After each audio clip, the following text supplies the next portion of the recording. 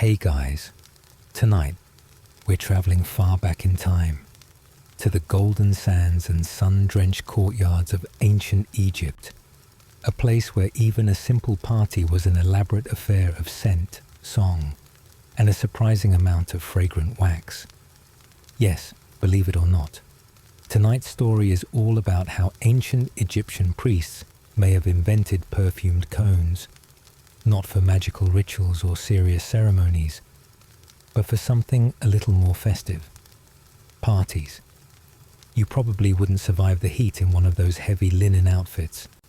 And let's be honest, perfumed wax slowly melting on your head doesn't exactly scream refreshing.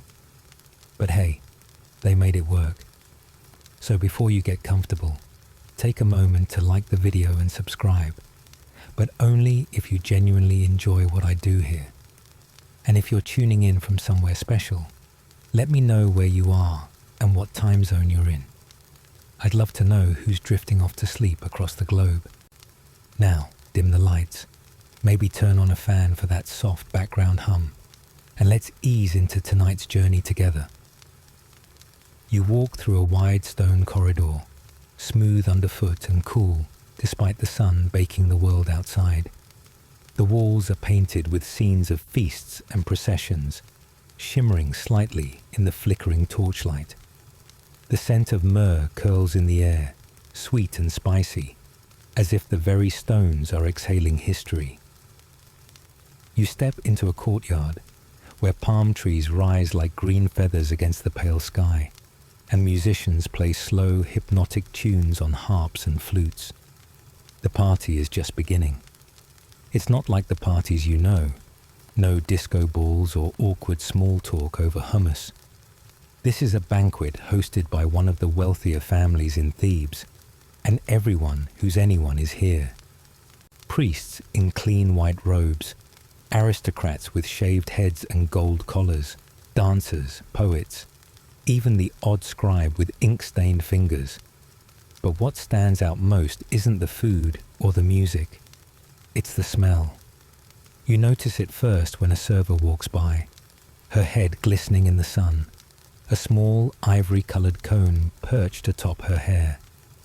It looks like a scoop of ice cream that forgot to melt, but melt it does.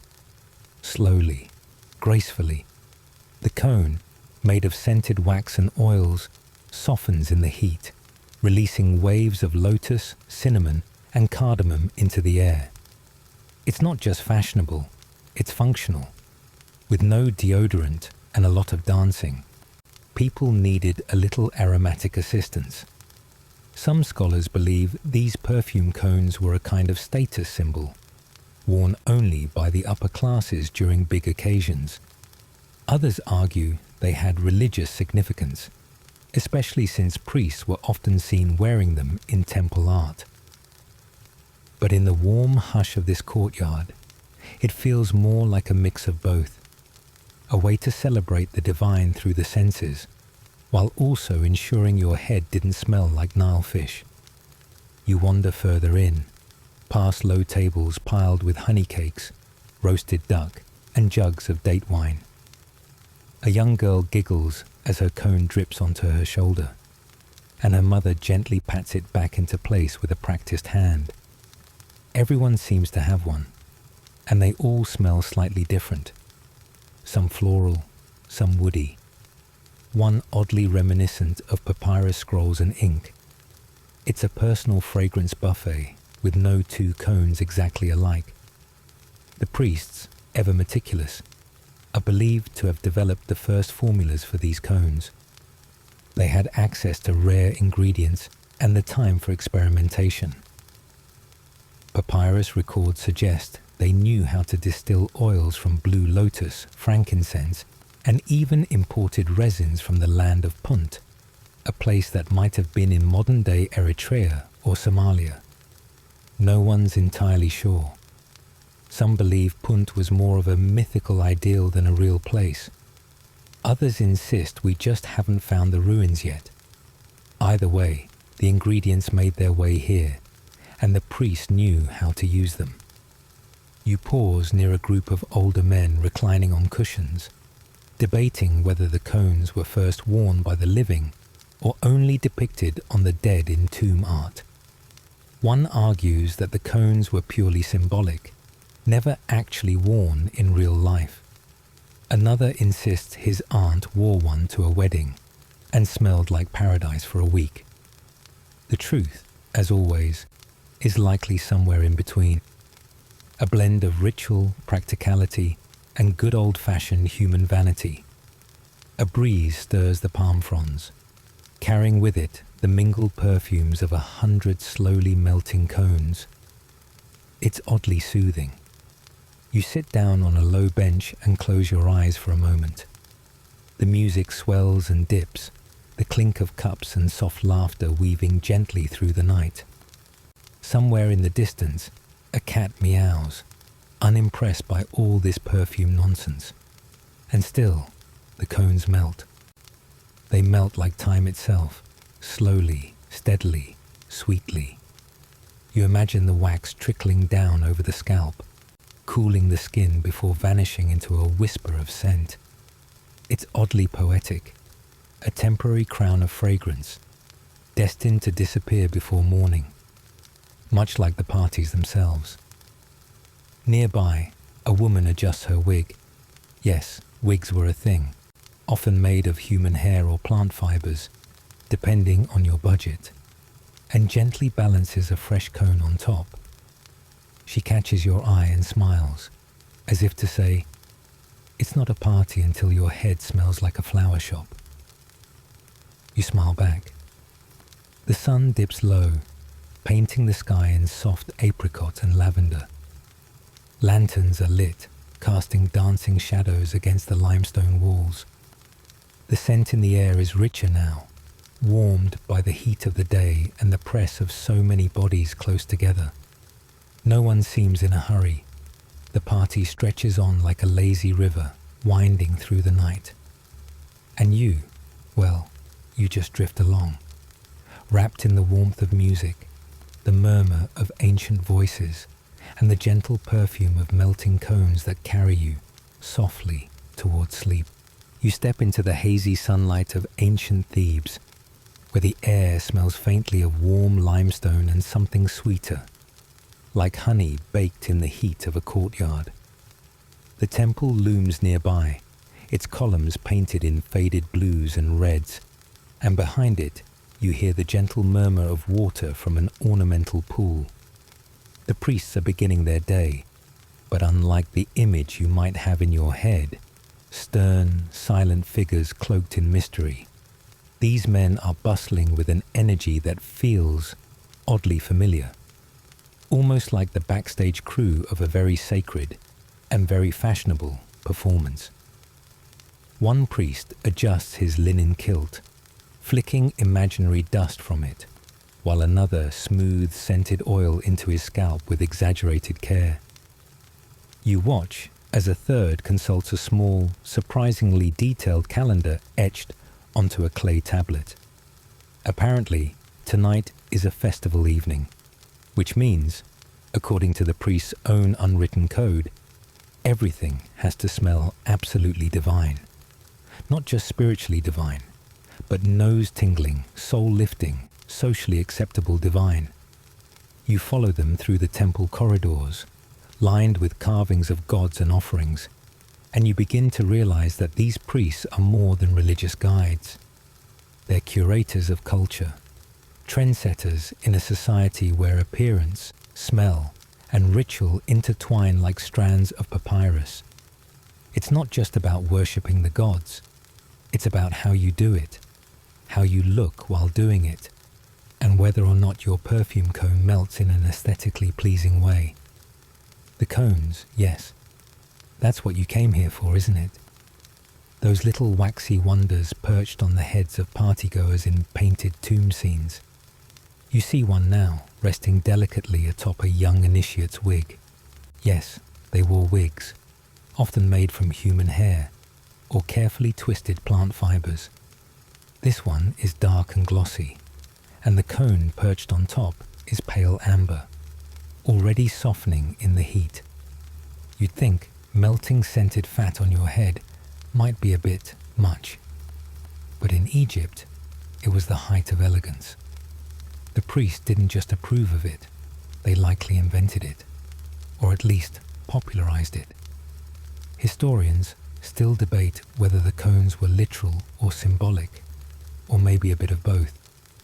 Some scholars argue that the cones shown in art were a visual metaphor for divine presence or joy.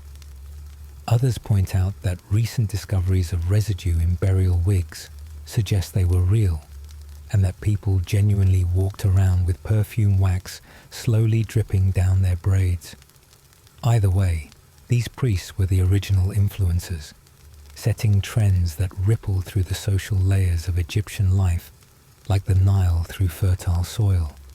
They weren't just in charge of rituals, they advised on etiquette, fragrance, and even fashion.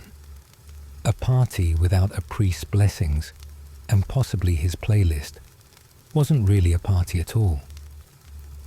You pass through a courtyard where a few priests are preparing bundles of myrrh and frankincense, their fingers sticky with resin. The smell is intense but oddly comforting, smoky, sweet, and ancient. One of them hums a tune, tapping his sandal against the stone. You can't help but smile. For all their sacred duties, they seem to enjoy the details, the little bits of life that make humans human.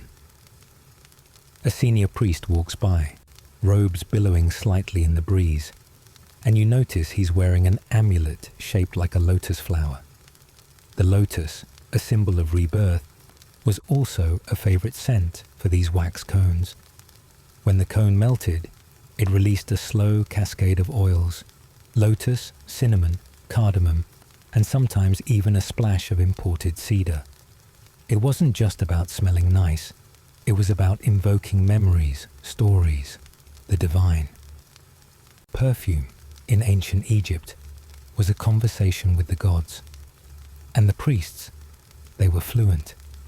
There's a quiet kind of power in that.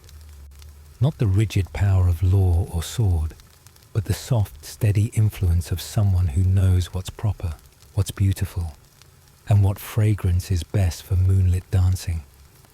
You see it in the way they counsel nobles, officiate weddings, and even host poetry readings beneath sycamore trees. Yes, poetry. Some of the priests were also scribes, and scribed love poems that still survive, brushed onto papyrus with tender ink. One poem, you recall, speaks of lovers meeting under a canopy of stars, their hair perfumed, their hearts as open as lotus flowers. You wonder if the poet wore a cone as he wrote it, the scent of blue lotus guiding his pen. Your sandals crunch softly on the gravel as you follow a narrow path toward the Nile's edge. A group of priests are gathered there, collecting water in polished alabaster jars. This water will be used for purification rituals, but also, according to some texts, to mix with powdered perfume ingredients. They believed the Nile held divine properties, especially the floodwaters, which brought life to the land and perhaps a touch of magic to their fragrant concoctions. There's a moment of stillness, the kind that makes you feel like the whole world is holding its breath. The river glints in the sun. A priest dips his hand into the water and murmurs a prayer. Another adjusts his cone, now visibly melting, the oil tracing a path down the side of his wig. You imagine attending one of their gatherings, the courtyard lit with flickering oil lamps, the air thick with scent and low laughter. Guests reclining on woven mats, sipping sweet wine flavored with pomegranate. The priests moving among them, not stern or aloof, but smiling. Maybe offering a fresh cone to someone whose fragrance has faded. Maybe reciting a line of poetry and asking for a response. In that world, the line between sacred and social blurs beautifully. You start to see how these priests shaped more than rituals. They shaped the texture of daily life. Their influence lingers not just in temples, but in how people greeted each other with scented hands, how they arranged their gardens, what they dreamed of when they dreamed of beauty. You glance back at the temple, glowing in the late afternoon light, and for a moment, it doesn't seem so far away. Just a place where people, priestly people, loved perfume cones and poetry, and maybe worried a little too much about which scent to wear to a festival. Not so different from now, just with more linen and a lot more wax. You wake just before dawn, stretching beneath linen sheets woven from the flax plants that hum quietly outside your window. The air in your little stone house is still cool, the kind of cool that only lingers for a short while before Ra climbs the sky and sends heat spilling over the land like warm honey. You pad across the floor on bare feet, and already you hear the city stirring. Footsteps in the alley, a whisper of sandals, the soft splash of water being poured from clay jugs into basins. Cleanliness, it turns out, is not just a modern obsession with scented soaps and exfoliating loofahs. In ancient Egypt, it's practically a national identity. You step outside and join the gentle procession of neighbors making their way to the riverbank, where the Nile flows with lazy purpose, as if it too is just waking up. You kneel at the edge, and like everyone else, you begin your morning ablutions. There's no soap in the way you know it now.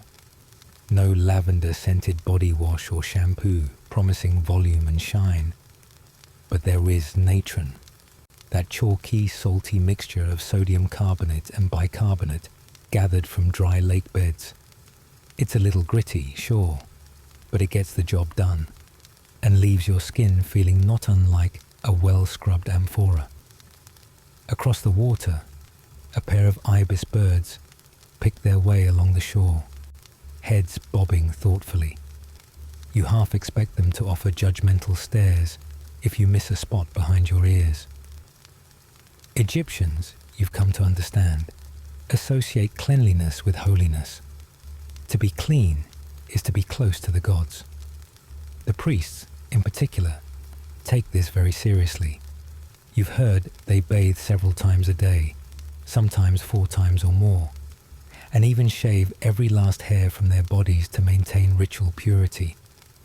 That's devotion, or possibly just a good excuse to spend a lot of time in the bath. A few steps away, someone is lighting incense, and the scent drifts your way, sweet, smoky, and oddly comforting. The smell clings to your damp skin as you dry off in the sun, a natural towel if there ever was one. You wonder for a moment if the priests ever get tired of all that scrubbing. Some scholars believe the intense focus on cleanliness wasn't just about religion, but also a practical response to the environment. The heat, the dust, the ever-present insects. It all makes hygiene not only symbolic, but also quite necessary. You wrap a fresh linen around your waist and wander into the city, past whitewashed walls and shuttered windows. The streets are swept, the doorways neat. Even the household gods on their stone shelves seem tidier here. You stop at a small market stall, where a woman is selling perfumed oils stored in delicate glass bottles shaped like lotus flowers. She lets you try one, a dab behind each ear, and it smells of myrrh and a hint of cinnamon. Fancy. Not exactly what you'd wear every day, but perfect for a feast or a temple ceremony. You remember a story someone told you, a bit of gossip passed along with a wink.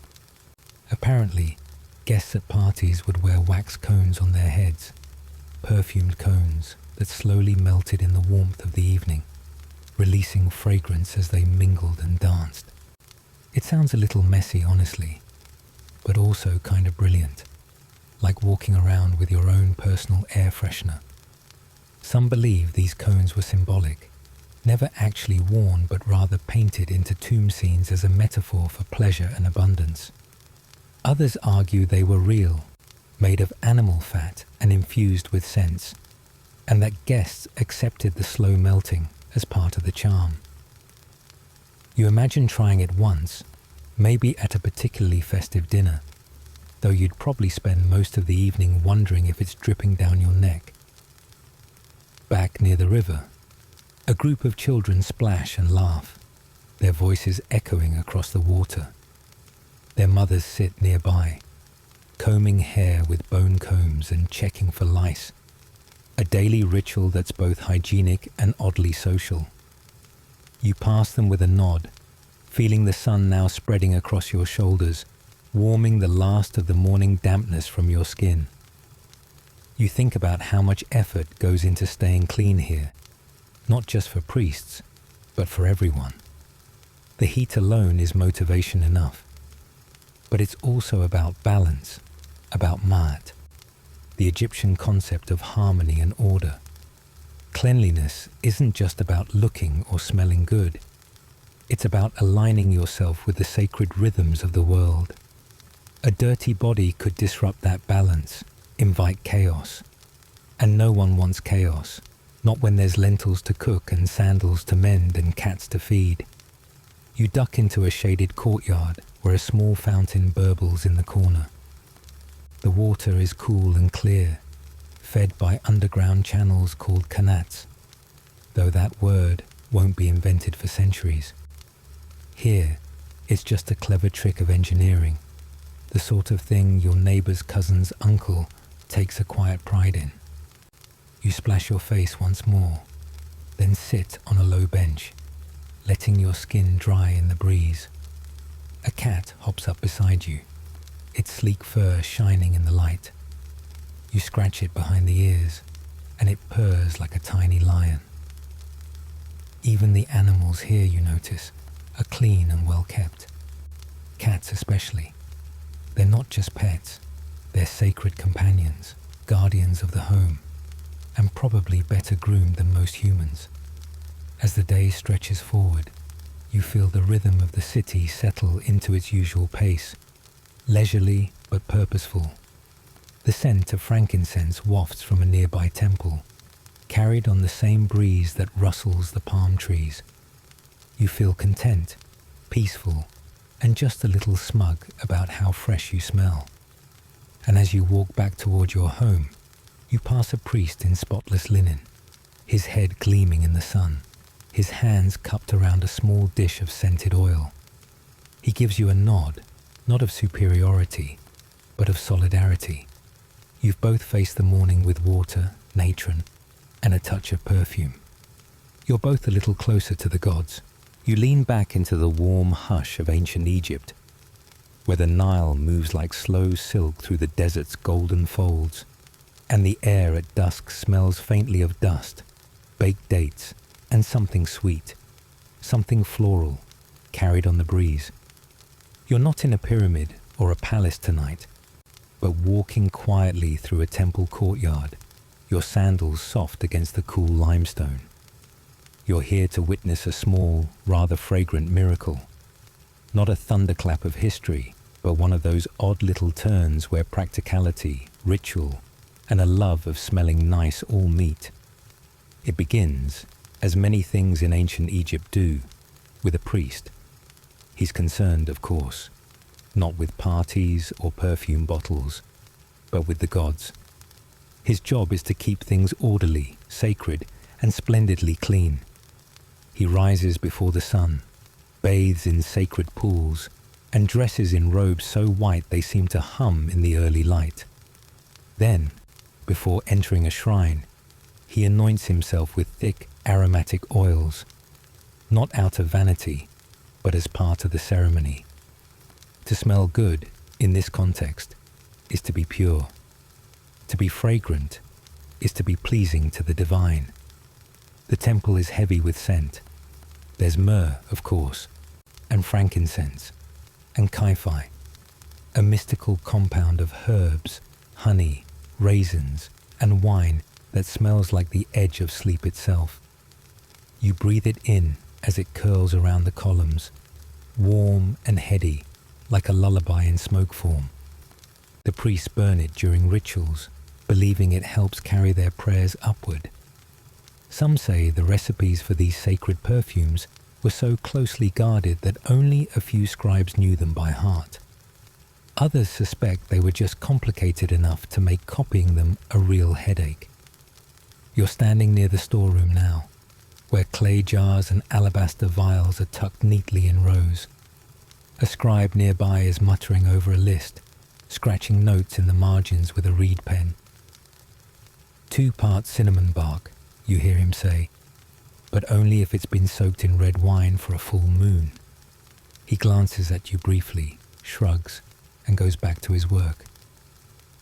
You get the feeling no one really knows how these recipes started. Some believe they evolved from early medicinal salves. Others think they were purely spiritual from the beginning. Either way, they smell fantastic. And this is where things take an unexpected turn. At some point, someone, perhaps a temple worker with a flair for drama, or a noble woman with a sensitive nose, realizes that all this divine fragrance might do just as nicely at a party. After all, life in ancient Egypt isn't all solemn chants and golden tombs. There are festivals, there are banquets, there is wine, music, and dancing under lantern-lit palm fronds. And at these gatherings, guests begin to appear wearing something unusual. Little cones perched on their heads, sculpted from scented wax. These cones, which look a bit like upside-down scoops of sherbet, are made from fat infused with perfumes, designed to slowly melt in the warmth of the evening and release their scent over time. You imagine it now, a courtyard filled with music, laughter, and the soft flicker of oil lamps. The guests are lounging on cushions, sipping date wine and nibbling on honey cakes. The air is sweet with jasmine and blue lotus, and the cones, elegant little domes of fragrance, are working their melting magic. Some of them include resins and oils that only the temples once used.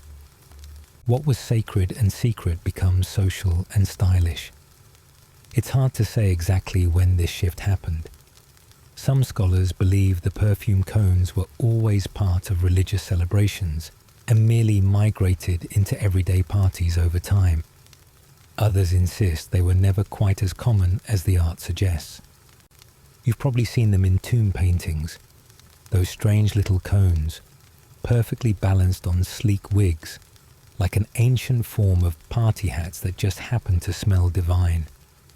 Whether they were symbolic or real is still debated, though recent discoveries of waxy residues near burial sites suggest they may have existed after all. It's comforting, in a way, to think that even after millennia, archaeology still has a few scented surprises tucked away. You wander through the banquet now, invisible and unhurried. A harpist plucks a gentle tune in the corner, and a servant offers you a fig with a polite nod, even though you're not really there. You accept it anyway, because it seems rude not to. The night is sweet and slow, and the fragrance from the cones lingers in the air like a memory you haven't quite placed. Somewhere in the distance, laughter bubbles up, and you follow it to a small group of guests reclining beneath a fig tree. One of them, a young man with a mischievous smile, is explaining why his cone is made with blue lotus rather than the usual frankincense. "It's more romantic," he says, "and it reminds me of the Nile at sunset." His companion rolls her eyes but leans in closer.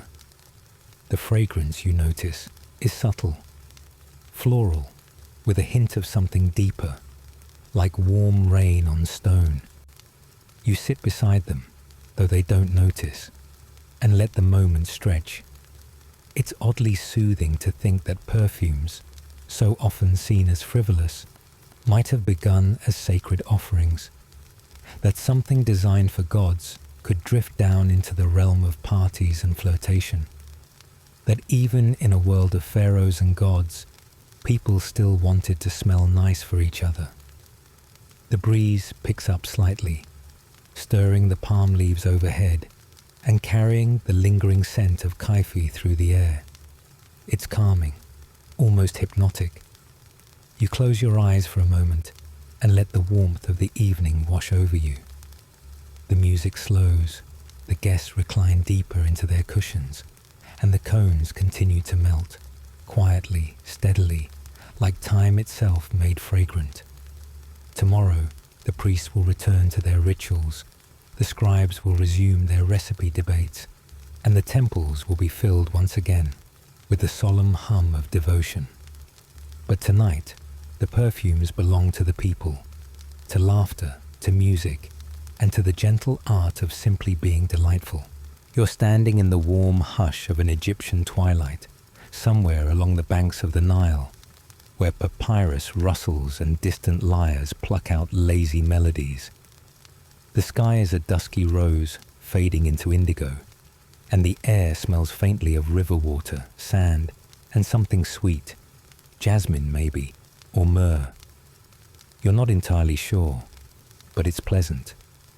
You shift your feet, your sandals crunching softly on packed earth, and glance around. Tonight, you're not just here to enjoy the view. You've been invited to a party, a proper one, in Thebes, thrown by one of the temple stewards no less. And from what you've heard, they don't do things halfway. As you walk toward the gathering, you notice something curious.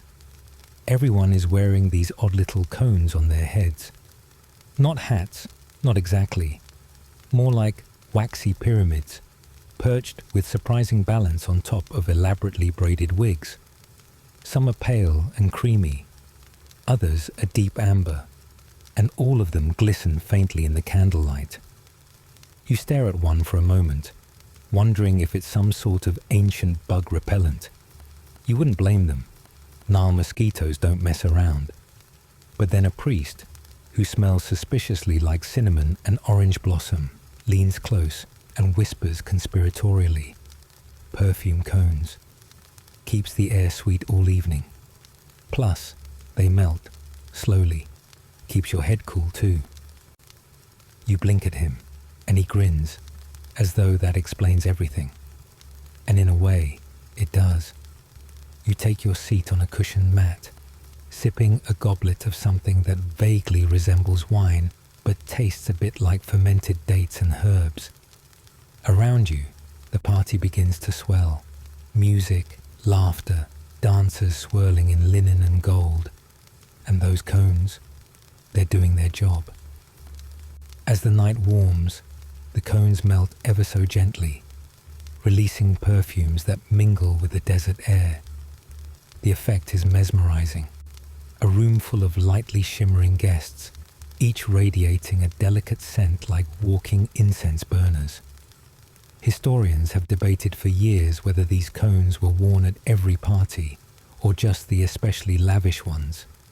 Some believe they were ceremonial, reserved for temple feasts or royal banquets, while others insist they were the ancient equivalent of spritzing cologne before heading out on a Friday night. What we do know, thanks to tomb paintings and the occasional preserved cone, is that they were real and clearly enjoyed. You reach up and touch your own perfume cone. Yours is frankincense and lotus, apparently a classic combo. It's slightly sticky, but pleasantly warm, like sitting under the sun with a bit of honey on your scalp. Not something you ever expected to say, but here we are. A scribe across the room raises his cup and toasts something in hieratic, which you only half understand. Probably prosperity, or possibly cats. There's a lot of overlap.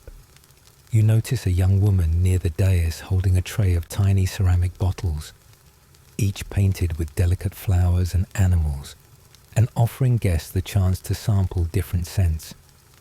She tells you, with a wink, that her family's blend includes crushed blue lotus, cardamom, and a dash of honeybee resin. You nod politely, though you're not entirely sure what honeybee resin is. probably something bees whisper about in their little hives under the stars. The Egyptians, she explains, were pioneers in perfume long before the Romans bathed in rosewater or the French chased lavender through the hills of Provence. Egyptians were distilling oils and resins, pressing petals and experimenting with distillation. They believed scent wasn't just pleasant, it was sacred. The gods, after all, were said to be fragrant.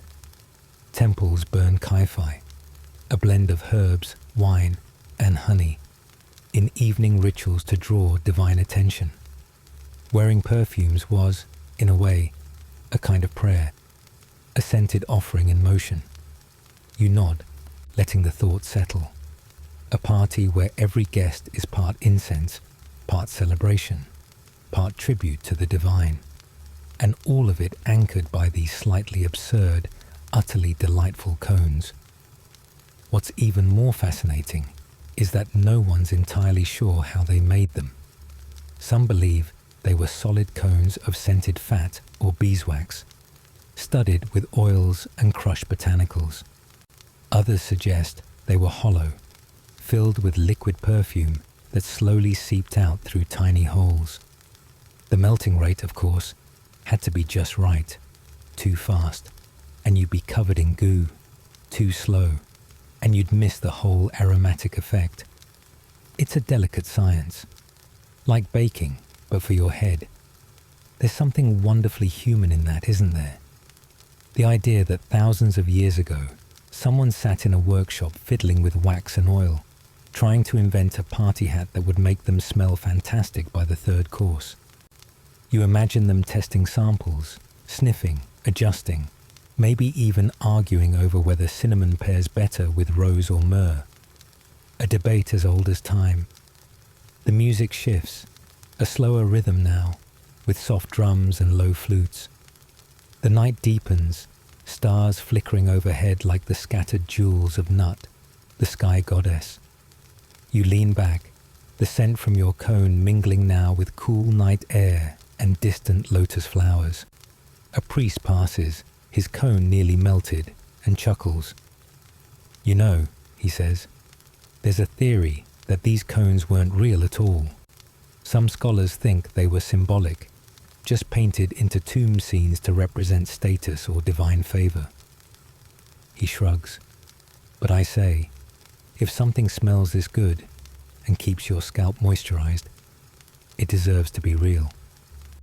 You laugh softly, the kind of laugh that only comes when you're perfectly relaxed, surrounded by music and mystery and a faint hint of sandalwood. The debate continues somewhere in the background, as scholars and priests alike sip wine and speculate under the stars. And you let the scent of blue lotus swirl gently around you, the cone now half melted and warm, the night stretching lazily ahead. You're just a guest at a very old party, carried forward by time, wrapped in fragrance and golden light. You're stepping softly through the polished halls of a villa in ancient Thebes, your sandals whispering against the cool tiles. Incense curls lazily in the air, and somewhere not far off, there's the gentle strum of a harp being tuned. You're here for a party, one of those elegant, slow-moving affairs where everyone looks like they've just walked out of a wall painting. And you, lucky wanderer, have been invited. Or at least, no one is stopping you from drifting in like a curious breeze. The first thing you notice, besides the ornate wigs and linen tunics, is that almost everyone seems to be wearing a little something on their head. Not a hat exactly, more like a scoop of sherbet. No, that's not it. It's a cone, a small, waxy, slightly glistening cone, perched delicately atop wigs or braided hair, slowly melting in the evening warmth. And the smell, oh, it's divine. A mix of myrrh, sweet resin, hints of cinnamon, and something floral you can't quite place, like if a garden decided to throw a masquerade ball. These are the famous perfume cones, and they're not just a fashion statement. Though, let's be honest, they do lend a certain flair to the whole ensemble. You sense there's more to them than just smelling nice. As you settle on a cushion with a view of the courtyard, a breeze tickles your skin, and you understand. The wax from the cone, as it melts slowly, releases its fragrance, but it also cools the scalp ever so slightly. A gentle, fragrant drip, like a scented snowflake, easing down through the hair. It's weirdly refreshing, and absolutely ideal for Egypt's dry, sun-drenched evenings. Some scholars, those with a fondness for ancient party planning, believe the cones serve multiple purposes, part aromatherapy, part status symbol, part primitive air conditioning. Others suggest they might not have existed at all, at least not in the way we picture them. After all, no physical cone has ever been found, and the ones we see are only in tomb paintings, always perfectly balanced and never melting. Could they have been symbolic? A kind of spiritual emoji saying, "This person was very fancy and probably smelled amazing." Maybe. But if you ask the revelers here, lounging with honeyed beer and bowls of figs, the cones are real enough, thank you very much. A young priest with coal-lined eyes passes by, and as he tilts his head to greet you, a droplet of perfume slides from his cone and disappears into the folds of his robe. He doesn't even flinch. You suppose this is part of the charm, smelling good without having to spritz anything, looking fabulous without lifting a finger, and of course, staying cool under pressure, or at least under the Egyptian sun. The cones themselves are made from a blend of fats and oils, mixed with powdered incense and botanical extracts. Beeswax was a common base, though some more luxurious versions may have used animal fats or plant-derived butters. What's especially charming is that some cones were shaped like lotus blossoms or tiny pyramids, because why not wear a miniature temple on your head if the mood strikes? Egyptians took their beauty rituals seriously, but always with an eye for artistry. As the evening unfolds, you notice the cones aren't just for the high priests or the upper crust. Even the servants wear smaller versions, perhaps with less expensive ingredients, but still fragrant, still purposeful. There's an egalitarian scent to the air, a shared appreciation for smelling nice and staying cool. At one point, a boy walks by carrying a tray of what looks like almond pastries, and someone stops him to point out that his cone has listed slightly to the left. With a practiced hand, the boy adjusts it and continues on. No big fuss, just part of the uniform. It's all very matter-of-fact, like tying a necktie or adjusting your Bluetooth headset. If your headset happened to smell like sandalwood and slowly melt down your neck.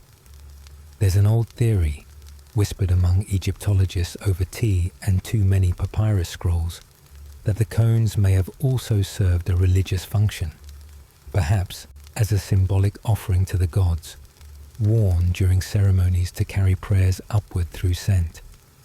Some even suggest that the gradual melting was a metaphor for transience, a reminder that all things fade, even the most delightful perfumes. But maybe that's reading too much into it. Sometimes a cone is just a cone. Or maybe it's both. A fragrant accessory and a poem in wax. You lean back, taking in the scene. The musicians have begun a slow, rhythmic tune. Something with a beat like distant footsteps in sand. The dancers move like reeds in the Nile breeze, their cones glowing softly in the torchlight. Occasionally, one will tilt her head just so, and a little stream of perfume will catch the light as it traces down a braid. No one seems to mind. If anything, it adds to the atmosphere. A living incense burner waltzing through the night. The air is thick with scent, but not overwhelming. It's layered, earthy, sweet, spicy, floral. Like if time had a smell. You feel yourself breathing slower, your muscles unwinding, your thoughts meandering like the river outside. Somewhere, a cat yawns and stretches, clearly unimpressed by the human obsession with scented wax. But even the cat seems to enjoy the scent. You wonder for a moment what it would be like to bring the perfume comb back today. Would it catch on? A scented alternative to dry shampoo, perhaps? Or a way to combine hair care and aromatherapy into a single stylish accessory? The possibilities are endless, though you suspect it might not go over well on public transportation. Still, there's something lovely about the idea that even in a world of stone temples and eternal pyramids, people still found joy in small, fragrant pleasures. A cone of perfume, a cool drop on a warm scalp, a scent that follows you through the evening like a friendly ghost. You close your eyes and imagine the cone on your own head, melting gently, sending up soft wisps of frankincense and rose. The party hums around you, timeless and sweet, and for a moment, you feel like you belong in this curious perfume chapter of history. You wander slowly beneath the canopy of a deep blue Egyptian dusk, the kind that melts into lavender at the edges and smells faintly of warm stone and sweetened air. Somewhere in the distance, a fountain trickles in a courtyard, its rhythm as steady and calming as your own breath. Tonight, you've slipped into the quiet corridors of ancient Thebes, where the limestone glows faintly in the moonlight, and the walls carry the scent of centuries-old secrets. You find yourself drawn to a small alcove, tucked behind a temple storeroom. It's lined with clay jars, each sealed with wax and marked with hieroglyphs that shimmer faintly with age. You reach out, brushing your fingers along the symbols. They tell of fragrances, lotus, frankincense, myrrh, and something more curious, a blend involving animal fat and crushed herbs, the beginnings of a perfume cone. Yes, those whimsical little cones you've seen perched atop the wigs of ancient Egyptians in wall paintings weren't just artistic flair. They were actual, tangible things, fragrant, melty, and utterly fashionable. Crafted with care and a bit of olfactory ambition, these cones were worn to religious feasts and private parties alike, slowly dissolving over the course of the evening to release a lingering aroma. You imagine walking into a banquet hall, the air thick with the scent of blue lotus and cinnamon, and everyone trying not to look too obvious as their cones drip gently down their braids. The ingredients, you discover, are surprisingly varied. Some cones started with a base of ox or goat fat, not exactly the most glamorous starter, but it did the trick. Animal fat had a low melting point, perfect for releasing fragrance slowly as the body warmed. The fats were meticulously filtered and purified, probably by someone with infinite patience and a strong sense of smell. You picture a temple apprentice sighing as they strain warmed fat through linen for the 5th time that day, mumbling vague complaints about being destined for higher things. Mixed into this base were crushed petals of sacred blue lotus, a flower prized not just for its beauty, but for its mood-lifting properties. Some claim it had mild psychoactive effects, though others argue it was nothing more than an ancient version of a really strong chamomile tea. Either way, the Egyptians adored it. They saw the lotus as a symbol of rebirth, often depicted blooming from the heads of deities. You picture a party guest adjusting their cone and whispering, "Excuse me, I'm feeling particularly divine tonight."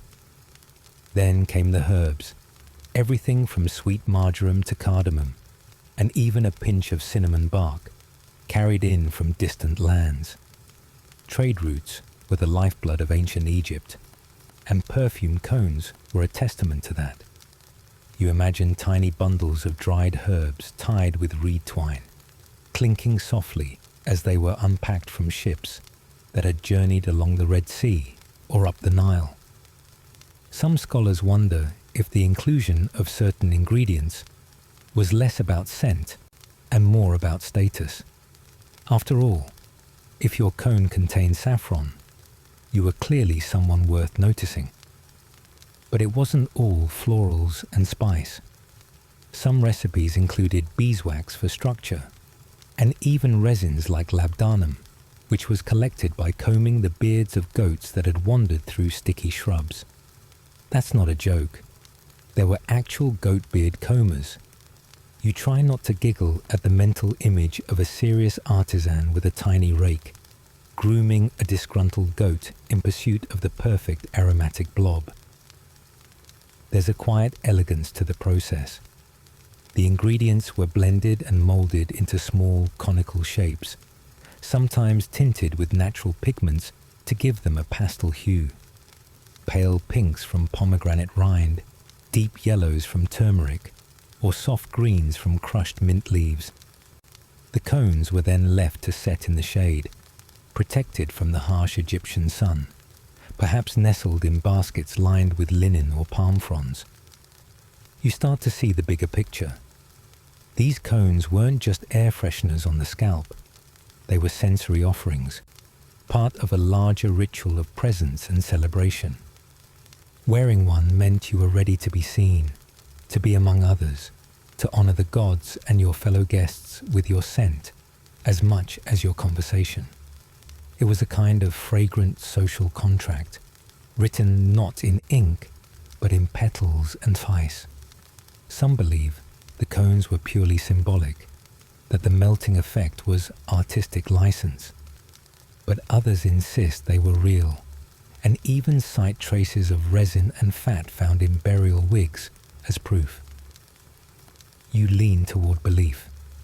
After all, the Egyptians were meticulous, and scent played a central role in their worldview. Fragrance was a bridge between the earthly and the divine.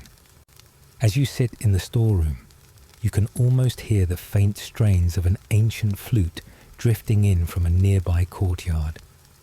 The jars around you seem to hum softly, with stored sunshine and crushed memory. You reach for one, lift the lid, and imagine the scent rising. A blend of cooling myrrh, warm cinnamon, and the faint, sweet tang of blue lotus. It's calming, grounding, and just a little mysterious, like the rituals it once accompanied. You smile a little as you picture yourself at one of those old parties, cone perched proudly on your head, a goblet of date wine in hand. Maybe you'd have the confidence of an oracle or the quiet charm of a scribe. Maybe your cone would melt too fast and drip into your eyes. Either way, you'd be part of something ancient and fragrant and oddly delightful.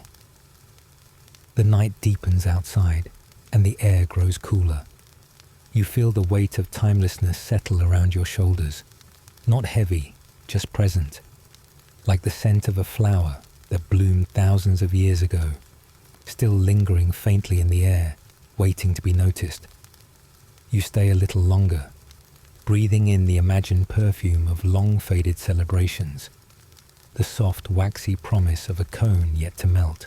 You step quietly into the shadowy cool of a chamber deep within an ancient Egyptian temple, where the air is fragrant with a heady blend of myrrh, cinnamon, and something sweetly floral you can't quite place. The floor beneath your feet is smooth limestone, chilled from centuries of shade.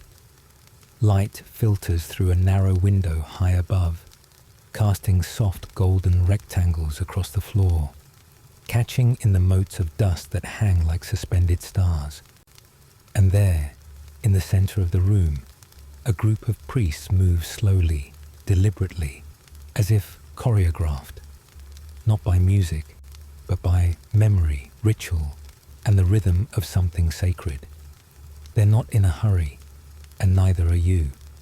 After all, you've wandered into a space where time has always moved a little more slowly. You watch as one priest uses a bronze mortar and pestle to grind resin into powder, while another stirs melted beeswax in a bowl carved from alabaster. There's something reverent about it all. These aren't just party favors they're making. These are perfumed cones, little fragrant pyramids of delight, meant to perch on the heads of honored guests, slowly melting through the night, releasing aromas into the air like whispers of celebration. You might think that such a job would be relegated to perfumers or artisans, but in ancient Egypt, scent was serious business. It was part of the sacred. The priests, who doubled as chemists, botanists, and occasional party planners, were trusted with the recipe and ritual. And you can't help but smile at that. Imagine your local spiritual leader donning an apron and saying, "Let's whip up some head cones for the banquet tonight." The ingredients themselves are gathered with care, often brought from far-off lands. Frankincense from Punt, cinnamon from the mysterious East, lotus oil from the Nile marshes. Some believe the lotus oil was the most prized, not only for its sweet, almost honeyed scent, but because it symbolized rebirth and the rising sun. Others argue the real secret was kaifi, a complex mixture that could include raisins, wine, and even juniper berries, sort of like the fruitcake of ancient fragrances, except people actually looked forward to it. As you move closer, you notice the priests don't just toss everything together. No, there's a precise order, and even a cadence to how ingredients are added. Often, they chant softly as they work, the words echoing gently against the stone walls. Some scholars speculate these chants weren't just for spiritual effect, but meant to please the gods of scent, possibly Nefertem, the god of perfume and healing, who is believed to have sprung from a blue lotus at the dawn of creation. Others suggest the chanting helped with timing, like a rhythmic recipe passed down through the ages.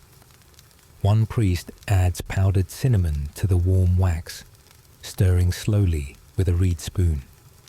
Another sprinkles in hints of frankincense. There's a moment of stillness as a final drop of lotus oil is added, and then the mixture is poured carefully into small conical molds. These molds, made of fired clay, are stacked nearby, each one identical after generations of use. The smell is richer now, thicker in the air, like the perfume of an entire garden pressed into a single breath. And here's the rather quirky part. The cones weren't just for delighting the nose. Some believe they also help keep your head cool, melting slowly and releasing oil that supposedly trickled down the scalp, soothing and fragrant. Others say that's a myth, that the cones were mostly symbolic, never actually worn on the living head, but added to tomb paintings to represent luxury and divine favor. You picture a nobleman reclining at a feast with a perfume cone atop his wig and wonder whether it really melted gracefully or if it sometimes dripped into someone's soup. The priests, however, take no shortcuts. Once the cones are poured and begin to cool, they are gently removed from their molds and placed on trays carved from sycamore wood. These trays are then carried to a shaded courtyard, where the cones are left to firm under linen cloths, protected from the desert sun. You follow the procession through a narrow corridor, noticing the faint perfume trail left in their wake. It's like following a scented breadcrumb path through time. In the courtyard, palm trees rustle softly, and the breeze brings with it the scent of nearby date groves. One of the younger priests leans over the tray, sniffing appreciatively, then quickly straightens when he notices an elder's raised eyebrow. There's a gentle discipline to this work, not just in technique, but in demeanor. The crafting of scent is treated as a sacred act, not a casual dab behind the ears. You sit for a moment on a low stone bench, watching as the cones begin to take on their final form, small, slightly glossy, and delicately fragrant. It's oddly satisfying, this slow, deliberate process. No rush, no machines, just hands, memory, and reverence. Some historians have pointed out that Egypt's obsession with perfume extended far beyond the palaces and temples.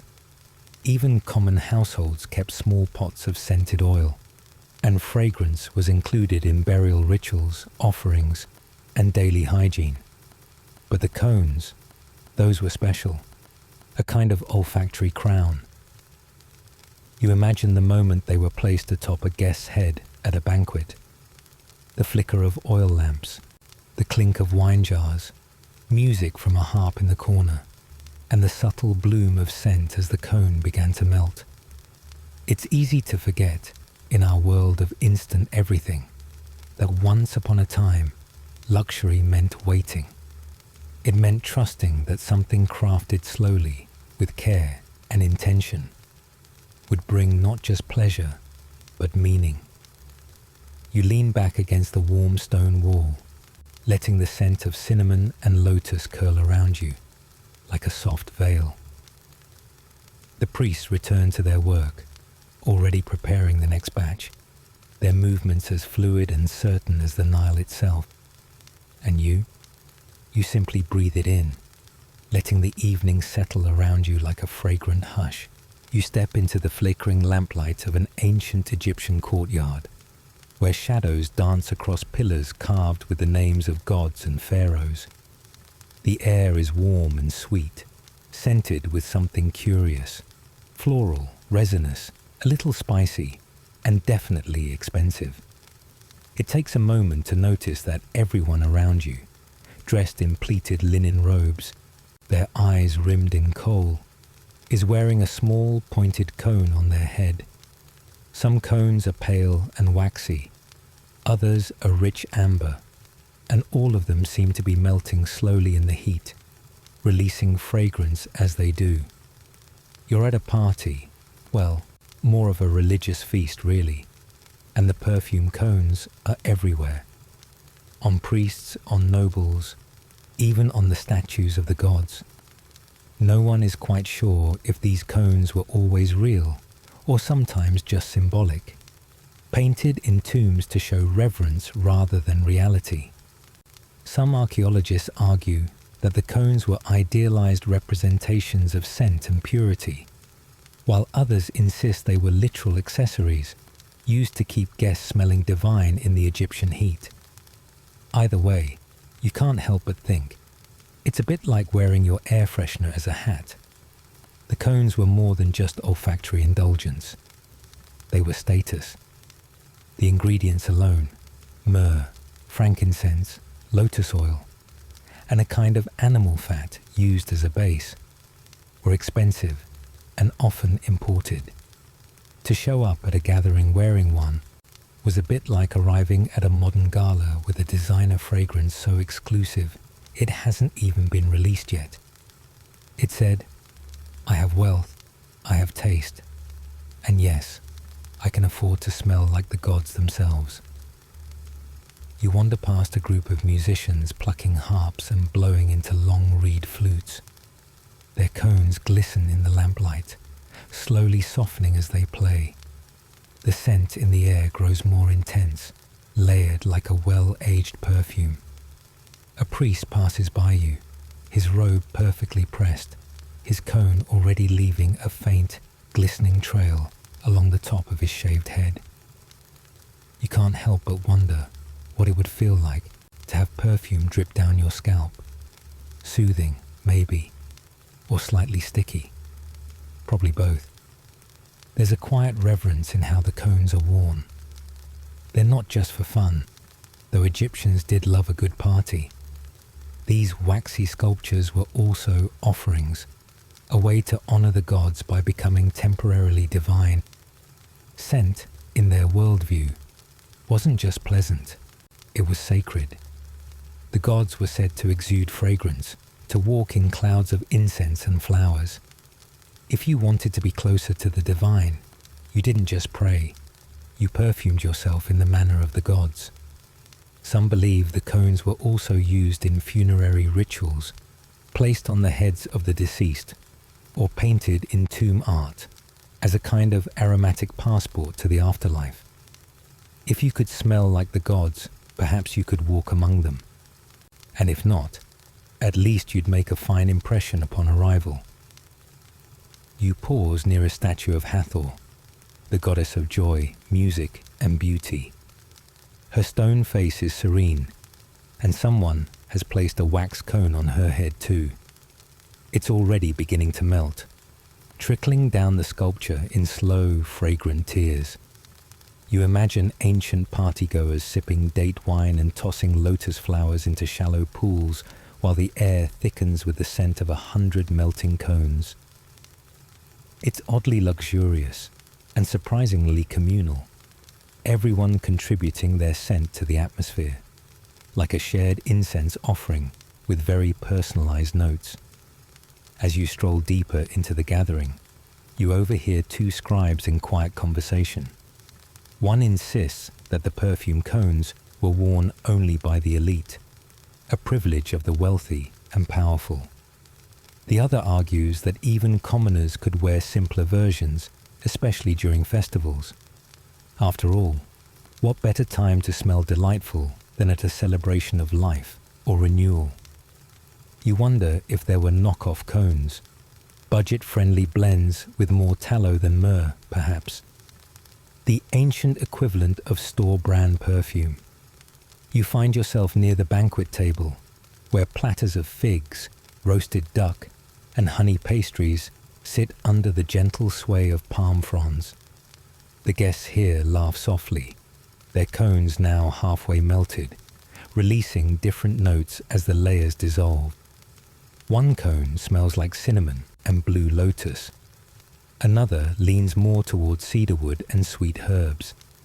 The combinations are endless, and each cone in its own way tells a story. Of wealth, yes, but also of identity, of prayer, of the longing to be remembered.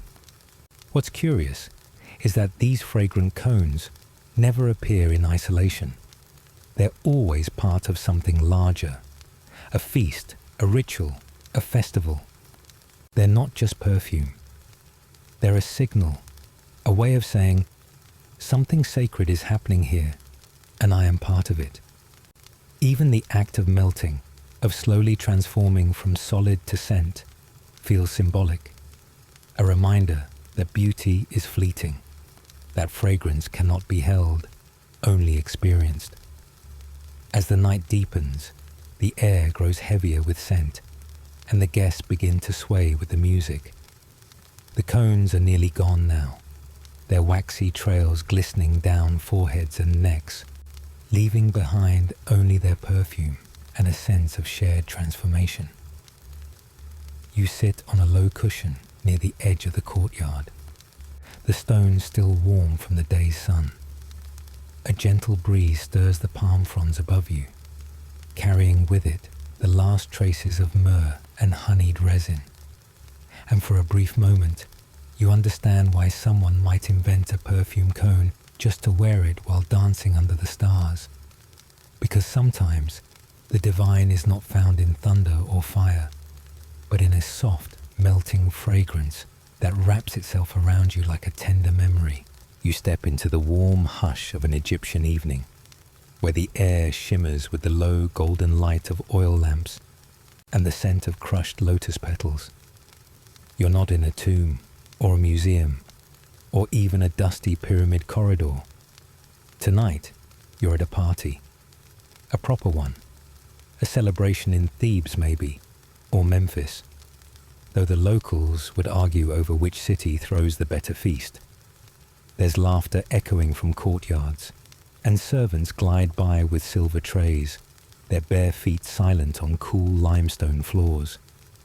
Someone hands you a goblet of sweet date wine, and you nod politely, trying not to spill it as you take it all in. The guests, women in flowing linen dresses, men in finely pleated kilts, are adorned not just in jewelry, but something more curious.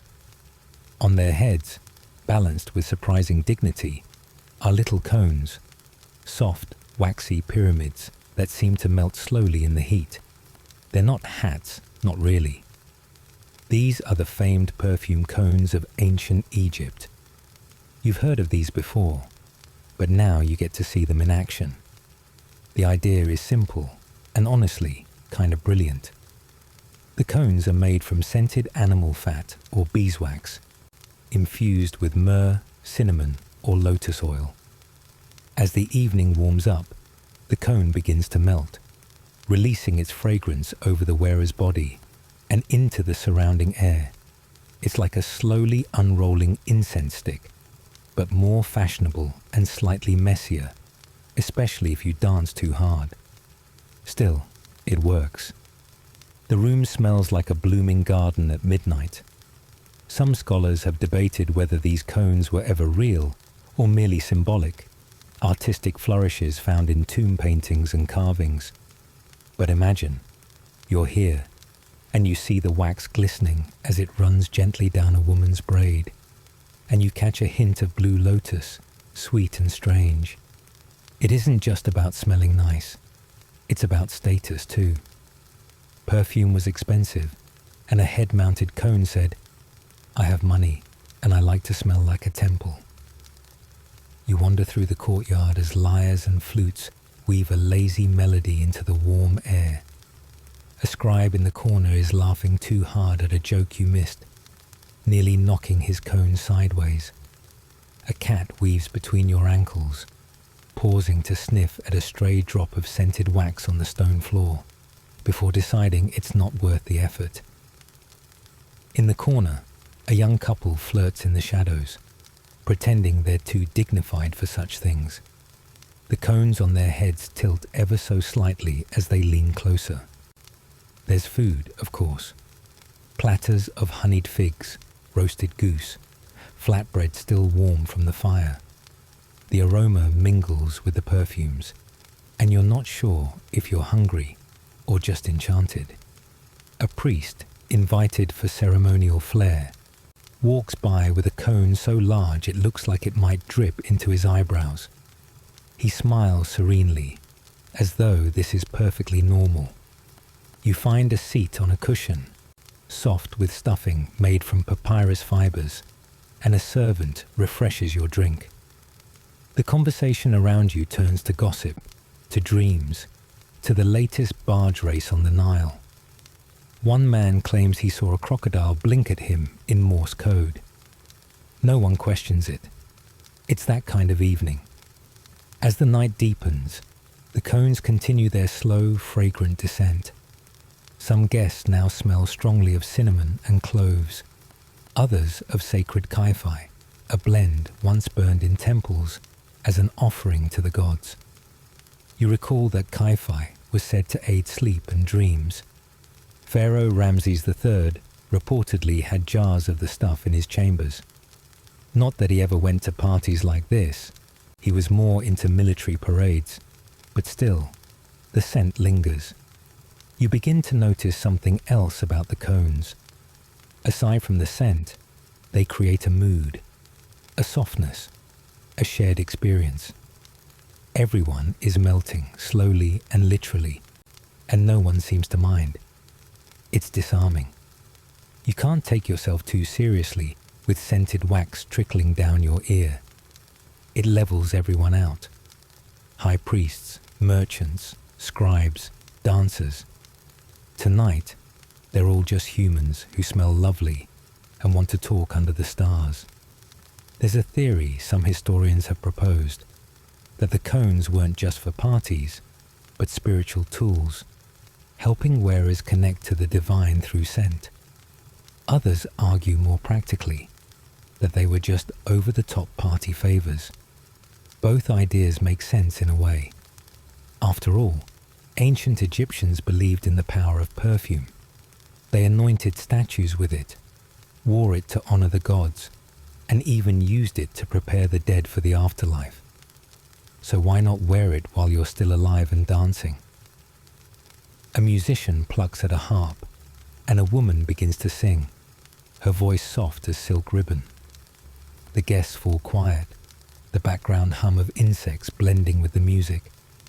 Overhead, the stars blink slowly into view, and the warm breeze carries the scent of flowers and spice. You lean back, your own cone beginning to release something floral and unfamiliar. You breathe in deeply. You're not sure what the scent is. Maybe henna, maybe something older, something forgotten. But it's nice, comforting, like memory and imagination stirred together in a copper bowl. You close your eyes for a moment and let the sounds and smells wrap around you. Somewhere nearby, someone is laughing again, and you feel a little wax run down the nape of your neck. You smile. It's ridiculous, delightfully ridiculous, but in the best possible way. And as the night drifts on, and the cones slowly disappear into fragrant trails, you realize that this party, like the cones themselves, isn't meant to last forever. It's meant to melt, to soften, to leave behind something fleeting and beautiful. Just enough to remember, not enough to weigh you down. You sip the last of your wine and watch the breeze dance through the lanterns. And for now, that's more than enough. You step softly into the courtyard of an ancient Egyptian villa, the air warm with the scent of lotus and myrrh. The sun has dipped low behind the mud brick walls, casting everything in hues of golden peach.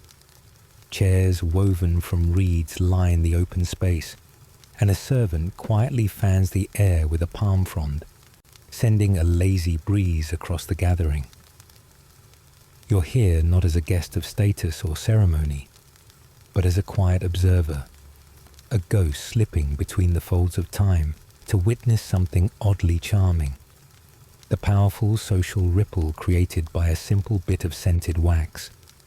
You notice the guests arriving, women with tightly braided wigs and men wrapped in linen kilts, all bearing the same curious accessory atop their heads, small, creamy cones, like scoops of sorbet set gently on wigs. They don't melt all at once. Instead, the wax softens slowly with body heat, releasing waves of perfume over the course of the evening. It's not only practical, it's theatrical. The priesthood, you recall, was behind this aromatic innovation. Not the pharaoh's court or the merchants of Thebes, but the temple circles. Priests who, when not busy appeasing crocodile gods or calculating the stars, had the curious habit of dabbling in chemistry, or, as it was called then, sacred oils and divine mixtures. They experimented with resins and fats, saw how they behaved under heat, and eventually crafted these perfume cones, not for ritual, but for revelry. You watch as the cones begin to work their magic. A woman with a cone of blue lotus leans into her friend, and the scent drifts between them like a whispered secret. A man with a cone infused with frankincense smiles more broadly than he might have otherwise. There's something disarming about all of it, something that softens the edges of conversation, that encourages laughter to linger just a little longer. The cones, you realize, gently democratize the gathering. Everyone smells wonderful. Everyone glows. Some scholars speculate that the cones weren't just about olfactory pleasure. They may have served a social function, a kind of scented name tag. Different cones for different castes, or occasions, or moods. Blue lotus for flirtation, cinnamon for celebration, henna perhaps for mourning, though no one seems to wear that one tonight. Others argue the opposite, that the cones were a grand equalizer, blurring lines between the highborn and the humble by giving every guest the same slow-melting crown of fragrance. You stroll near a group of musicians playing a soft rhythm on lutes and hand drums. The air is thick now with mingled scents, spikenard and cedarwood, something citrusy and sweet. The cones have reached their halfway point, and the crowd is visibly relaxed. A servant offers a dish of roasted dates, and someone laughs too loudly at a joke about the Nile's seasonal moods. It's not a wild party. It's quieter than that. But it's the kind of gathering where friendships are formed over shared scent trails. You pass by two elders in conversation, their perfumed cones nearly melted, leaving little waxy puddles on their wigs. One of them gestures toward the younger crowd and says something about how parties used to be simpler. The other replies with a smirk that maybe they just didn't smell as nice. You smile at that because even now, thousands of years later, it's easy to understand the comfort of a well-scented evening.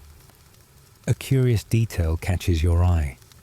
A young girl, probably no older than 10, is wearing a cone that smells faintly of honey and juniper.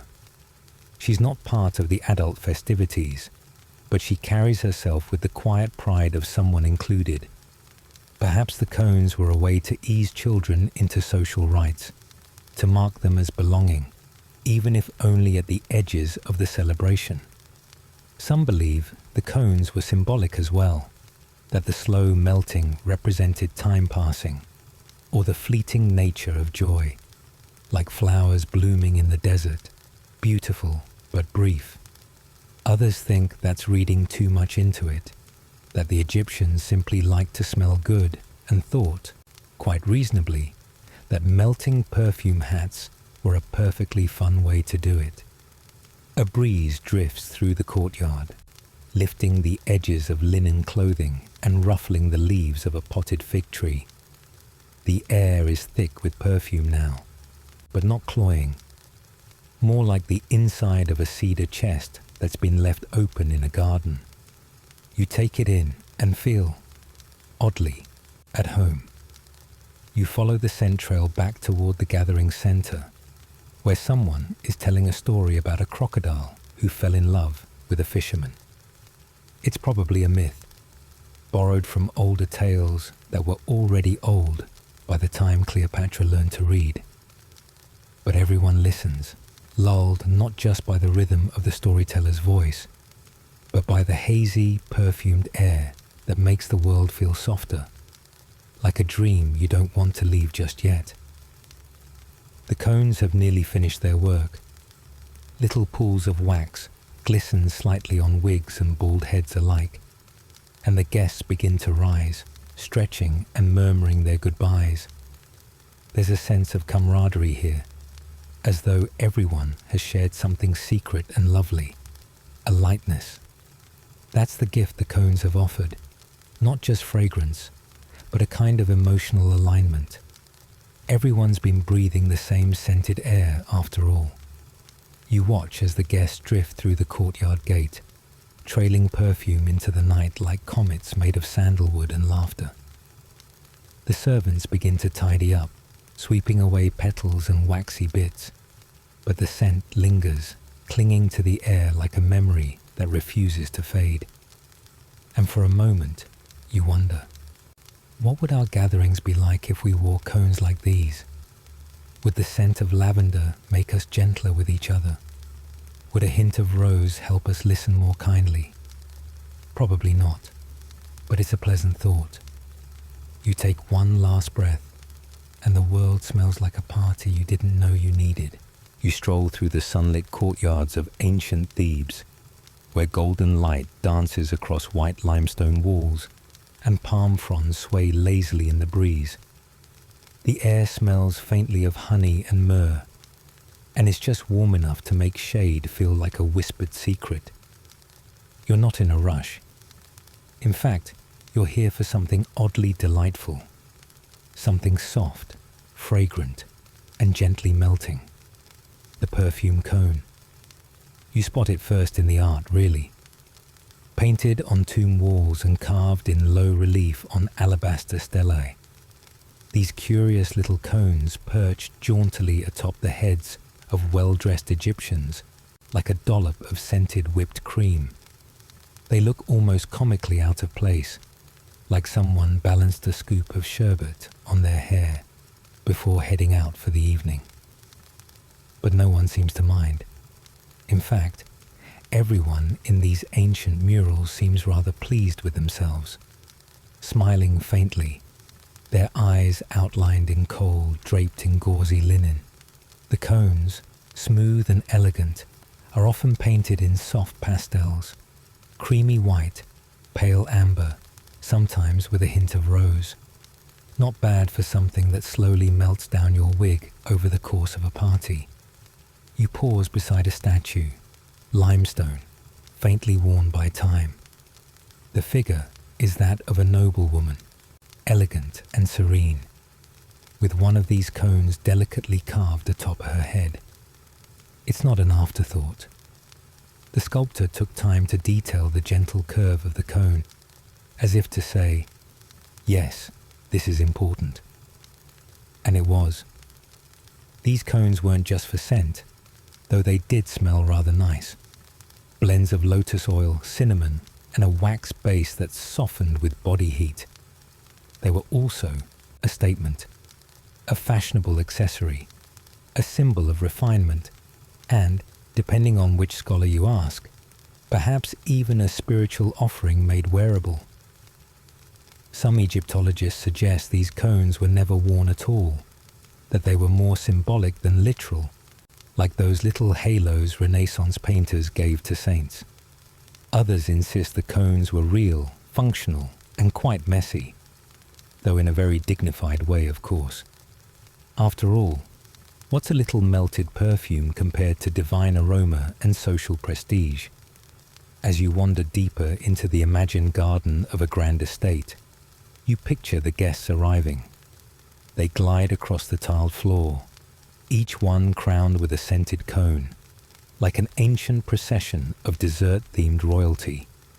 The air grows thick with the fragrance of incense and sweet oils, and somewhere, a harp plucks out a lullaby meant for the gods. The cones themselves were likely made of beeswax, infused with aromatic substances prized in the ancient world. Some recipes included frankincense, others used myrrh or the elusive blue lotus, which was more than just a pretty flower. Blue lotus was believed to have mildly psychoactive properties, nothing overwhelming, just enough to make the room spin in a pleasant, slow circle if you breathed in deeply and sipped your wine the right way. It was a celebration, after all, and the Egyptians knew how to host a good one. You imagine sitting at one of those feasts, reclining on a cushioned mat, sipping palm wine while your cone gently releases its perfume. A servant might brush your shoulders lightly with cool water, or offer a fig stuffed with honey and nuts. Every now and then you raise a hand to your head, not to adjust the cone, but to feel the subtle warmth of it melting, slowly, softly, like the day itself slipping into night. There's something quietly theatrical about it all. The idea that you enhance not just how you smell, but how you appear in the very essence of time. The cone transforms as the evening unfolds, much like a candle burning down or a flower slowly blooming. By the time the moon climbs above the palm trees, your cone has done its job, leaving behind a trace of scent on your skin and maybe a little wax in your wig, which can be brushed out in the morning. And yes, wigs. It's worth remembering that many Egyptians shaved their heads for cleanliness and coolness, wearing wigs made of human hair, sheep's wool, or, according to some lesser-known texts, plant fibers woven with ribbons. The perfume cone, then, was not just a fashion statement, but a practical one. You wouldn't want heated wax dripping directly onto your scalp after all. The wig provided both cushion and stage, a pedestal for this fragrant little marvel. What's especially charming is how much care went into every detail. Some cones were shaped like little domes, others like gentle pyramids. The choice of scent might reflect your social standing, your mood, or even the season. In spring, perhaps more floral oils. In winter, something spicier, with hints of cinnamon bark or cedar resin. The cones were ephemeral, yes, but they were also expressive, like choosing the perfect tie or the right shade of lipstick, except smellier and more likely to slowly glide down your temples. You pass another mural, this one showing a banquet scene. A woman raises a lotus flower to her nose, her cone already half melted, and a tiny servant appears to be offering a fresh one on a shallow dish. It's hard not to smile. There's something wonderfully human about the whole thing. A mix of elegance and mild inconvenience, all in the name of beauty and ritual. The ancient Egyptians might be known for their pyramids and papyrus scrolls, but they also knew the value of a good party and a well-placed accessory. And here, in this quiet moment, you realize that even the most seemingly trivial details, like a cone of perfume wax, can hold whole worlds of symbolism, artistry, and intention. They were worn not just for themselves, but for what they meant. A gesture of hospitality, a nod to the divine, and an invitation to enjoy the fleeting sweetness of the present moment. You linger in the soft glow of the imagined torchlight, surrounded by murals that haven't aged a day in your mind. The air remains thick with imagined fragrance, and somewhere, distant laughter echoes through the colonnade. The cones may have melted away long ago, but their charm lingers, gentle as a dream and just as soothing. You wander through a sunlit courtyard, the stone tiles warm beneath your feet, and the air heavy with the scent of lotus and myrrh. The distant clink of pottery echoes from somewhere behind a colonnade, and a breeze stirs the linen of your tunic. You're attending a party, but not just any party. This is a feast hosted by a noble family in Thebes, and everyone who's anyone is wearing the latest trend. A perfume cone balanced delicately on their head.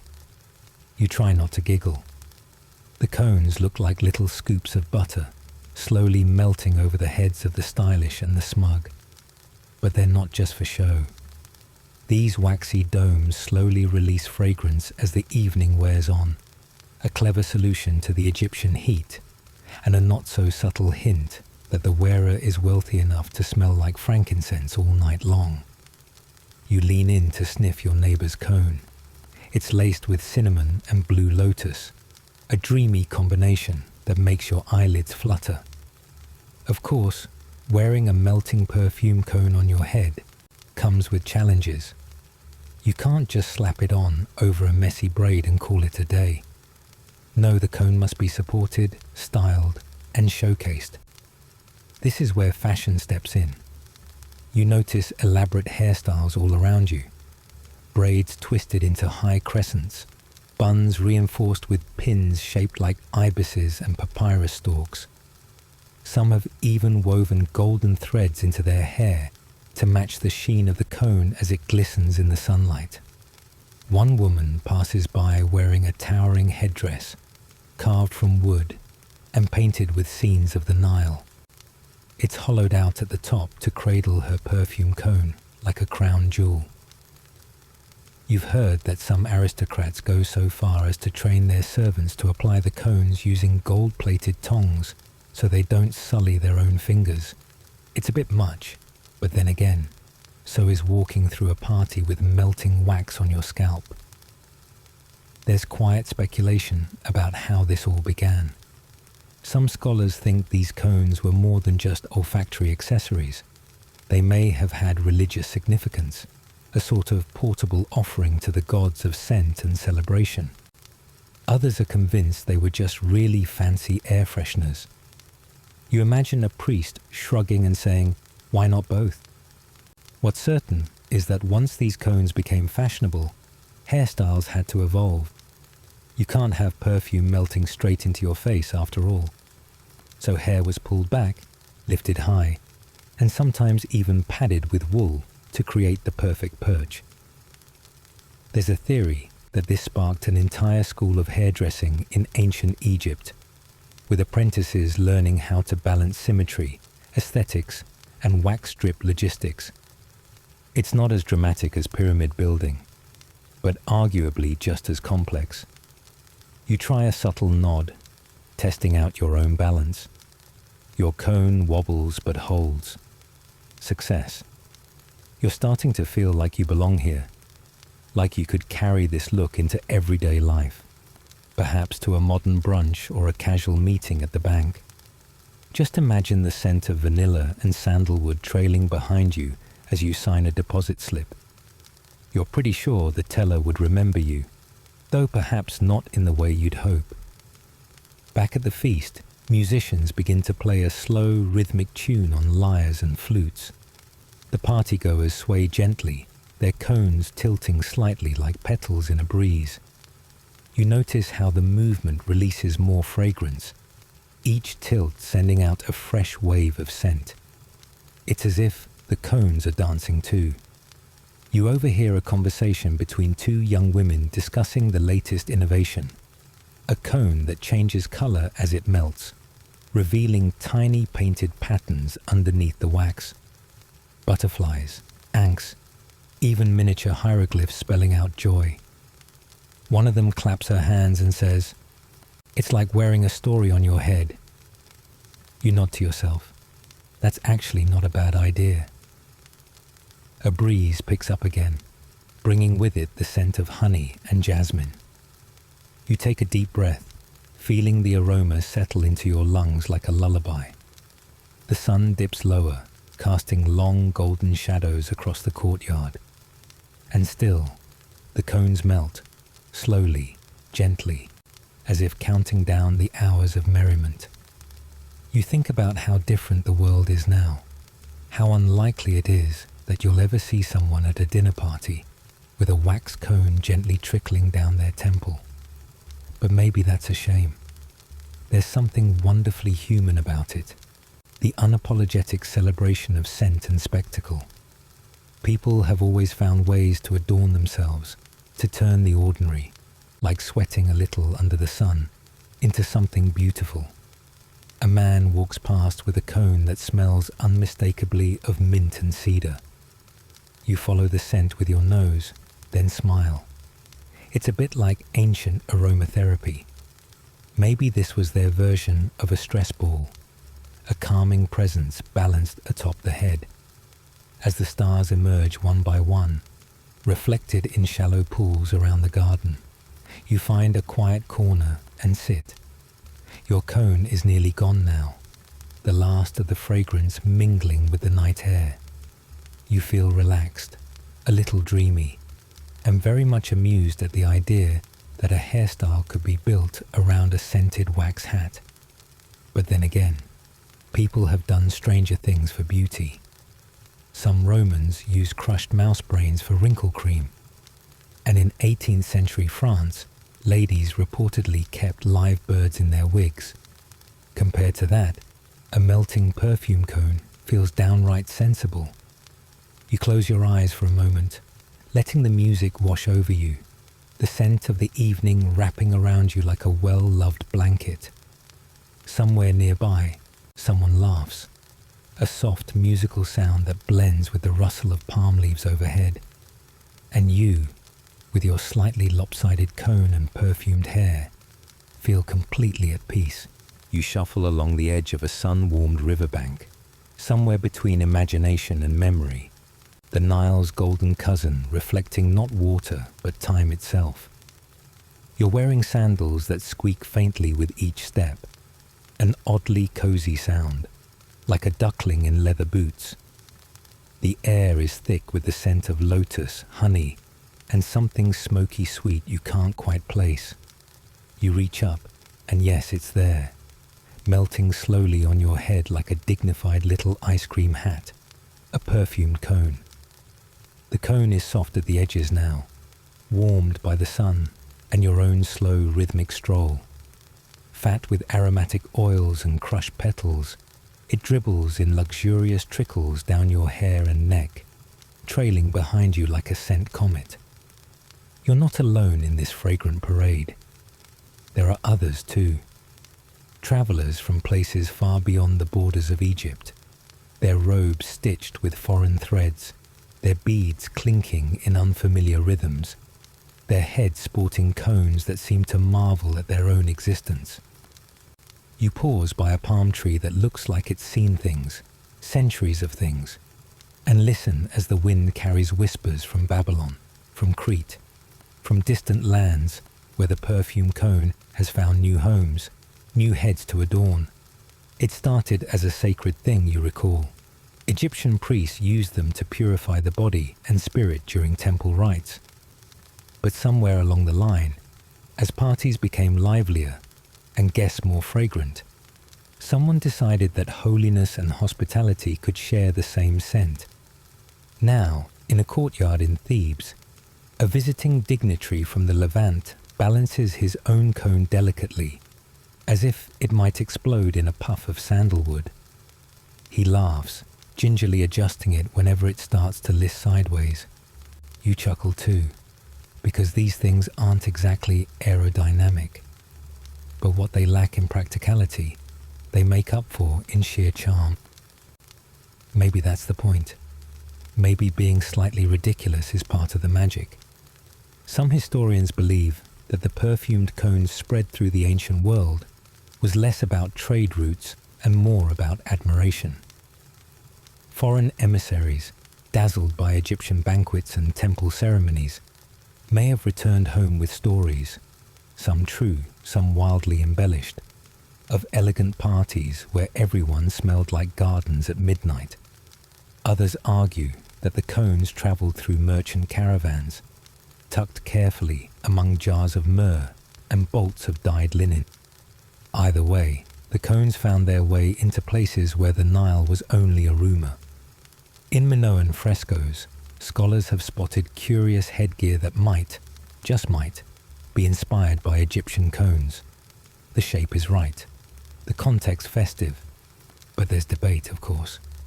Some say they're just stylized hats.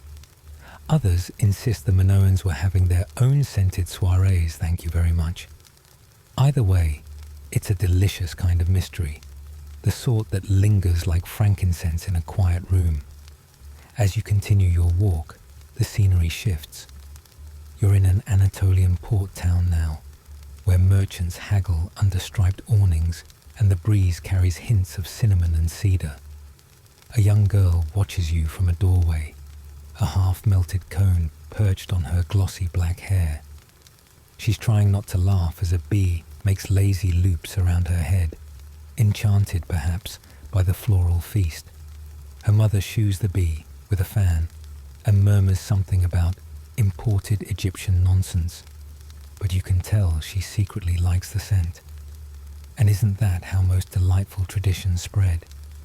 Not through conquest or edicts, but through quiet admiration, through borrowed joy. A traveller sees something that makes them smile, carries it home like a spark, and before long, it's a flame warming someone else's evening. The cones become more than perfume. They become conversation starters, cultural bridges, even subtle acts of diplomacy. After all, it's hard to argue when you smell like jasmine. You pass a table where scribes argue gently over their clay tablets, debating the proper ingredients. One insists that the best cones require blue lotus soaked in wine, then mixed with sheep fat and beeswax. Another believes almond oil is essential for longevity. A third scribe, older and probably wiser, says it doesn't matter what goes into the cone. It's the intention that counts. You wear it to honor your guests, he says, tapping his stylus for emphasis, to remind them that life is sweet and fleeting. The sun dips lower, casting a golden glaze over the scene. Your cone is nearly gone now, its fragrance softening into a whisper.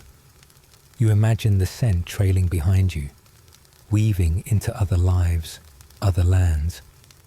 Maybe someday someone far away will put on a cone without knowing exactly why, only that it feels right. They'll smile, tilt their head just so, and step into a room where the air is filled with stories. And you'll be part of that story too, walking quietly among the perfumes of history. where even the most curious customs can find a home, and even the silliest headwear can carry the weight of wonder. You sit cross-legged in the shade of a fig tree, watching the Nile drift by, slow and syrupy under the late afternoon sun. The scent of lotus blossoms, faint and familiar, dances on the breeze, teasing your senses with a memory you can't quite place. Somewhere nearby, a group of children giggles, chasing each other through the reeds, their laughter echoing like tiny bells. And yet, something feels different today.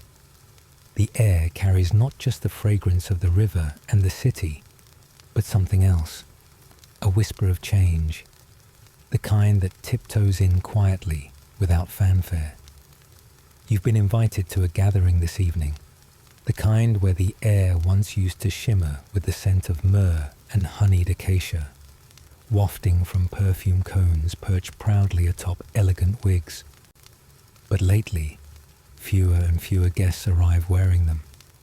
The cones, those delightful little domes of scented wax and oil that melted slowly over the course of an evening, releasing their aroma in gentle waves, are beginning to vanish from the scene. Not all at once, but like a favorite song fading out before the final chorus. You recall when they were everywhere, at banquets, festivals, even modest family dinners. The cones were not just fashion, they were celebration, identity, a little luxury melting down your temple as you sipped wine and listened to harp music. Some were infused with frankincense, others with cinnamon, and the rarest with blue lotus, a flower once believed to promote joy, or maybe just a really good nap. But now, people seem to want something different, something cleaner, perhaps, or quicker, or cheaper. One theory you've heard murmured among the scribes is that the cones fell victim to practicality. After all, melting wax on your head isn't exactly convenient. If you nod too vigorously during a toast, you risk flinging a blob of fragrant goo onto your neighbor's lap. Not exactly divine elegance. And in the heat of the Egyptian summer, the cones didn't wait politely to melt. They sprinted. There's also the matter of wigs. The cones were typically worn atop elaborate wigs, and those wigs were falling out of favor too. Natural hair was becoming more fashionable, especially among the younger crowd. You overheard a merchant's daughter recently say, "Why wear a wig when you can wear your truth?" Which sounds profound, until you remember she was also selling hairpins shaped like baboons. Some scholars suggest the decline of the perfume cone had something to do with shifting religious practices. As temples changed and certain rituals fell away, the role of scent in ceremonial life may have lessened. Perfume, once a bridge between mortals and gods, began to drift into the realm of the merely decorative. And when something sacred becomes ordinary, it tends to lose its shimmer. Others argue that the economic climate was to blame. After all, the ingredients for the cones weren't cheap. Imported resins, rare flowers, beeswax from up the Nile. A beautifully perfumed head came with a price tag. And then there's the quiet revolution of personal hygiene. Baths became more accessible, and with them, new ways to smell pleasant without melting a pastry on your forehead. People began to favor scented oils rubbed directly onto the skin, less dramatic, more efficient, though admittedly less fun. You wander through the marketplace, past stalls once heavy with little alabaster jars filled with cone paste. The jars are still there, but now they hold lotions, ointments, and kohl. A few elderly vendors still sell the cones, their eyes lighting up when someone shows interest. "Try the pomegranate one," a woman whispers to you, pressing a tiny sample into your palm. It smells like a summer memory, sweet, tart, and just a touch dusty. In one corner of the square, you spot a mural, a bit faded now, of a banquet scene, with guests in elegant linen robes and perfectly balanced cones atop their heads. One guest is mid-laugh, hand to chest, her cone already halfway melted. You smile, realizing that what was once standard is now an artifact, a frozen moment in a changing world. And just like that, you understand. The cones didn't disappear all at once. They melted away slowly, evening by evening, like themselves, a little less common each year, until their absence became the norm. Like so many traditions, they left behind a scent, a memory, and a mystery. Some say they were never used at all, that the art was symbolic, the cones metaphorical, a representation of luxury rather than an actual fashion. But others are certain, citing remains of scented wax found in tombs and residue on ancient wigs. You like the idea that both could be true, that maybe the cones were real, but also a dream, a lovely, fragrant dream that once crowned the heads of partygoers beneath the stars. The sun dips lower, gilding the Nile in molten gold. You make your way to the evening gathering, where the scent of roasted duck and honeyed dates fills the air. No one wears a perfume cone tonight, but someone has placed a bowl of blue lotus petals at the center of the table. The fragrance is faint, but unmistakable. You breathe it in and feel something ancient stir, like a harp string plucked in the distance. Perhaps the cones are gone, but their spirit lingers in the fragrances we choose, the rituals we keep, and the odd things we balance on our heads in the name of fun. You stroll through a quiet museum, one of those glassy, echoey places where your footsteps sound like distant claps on polished marble.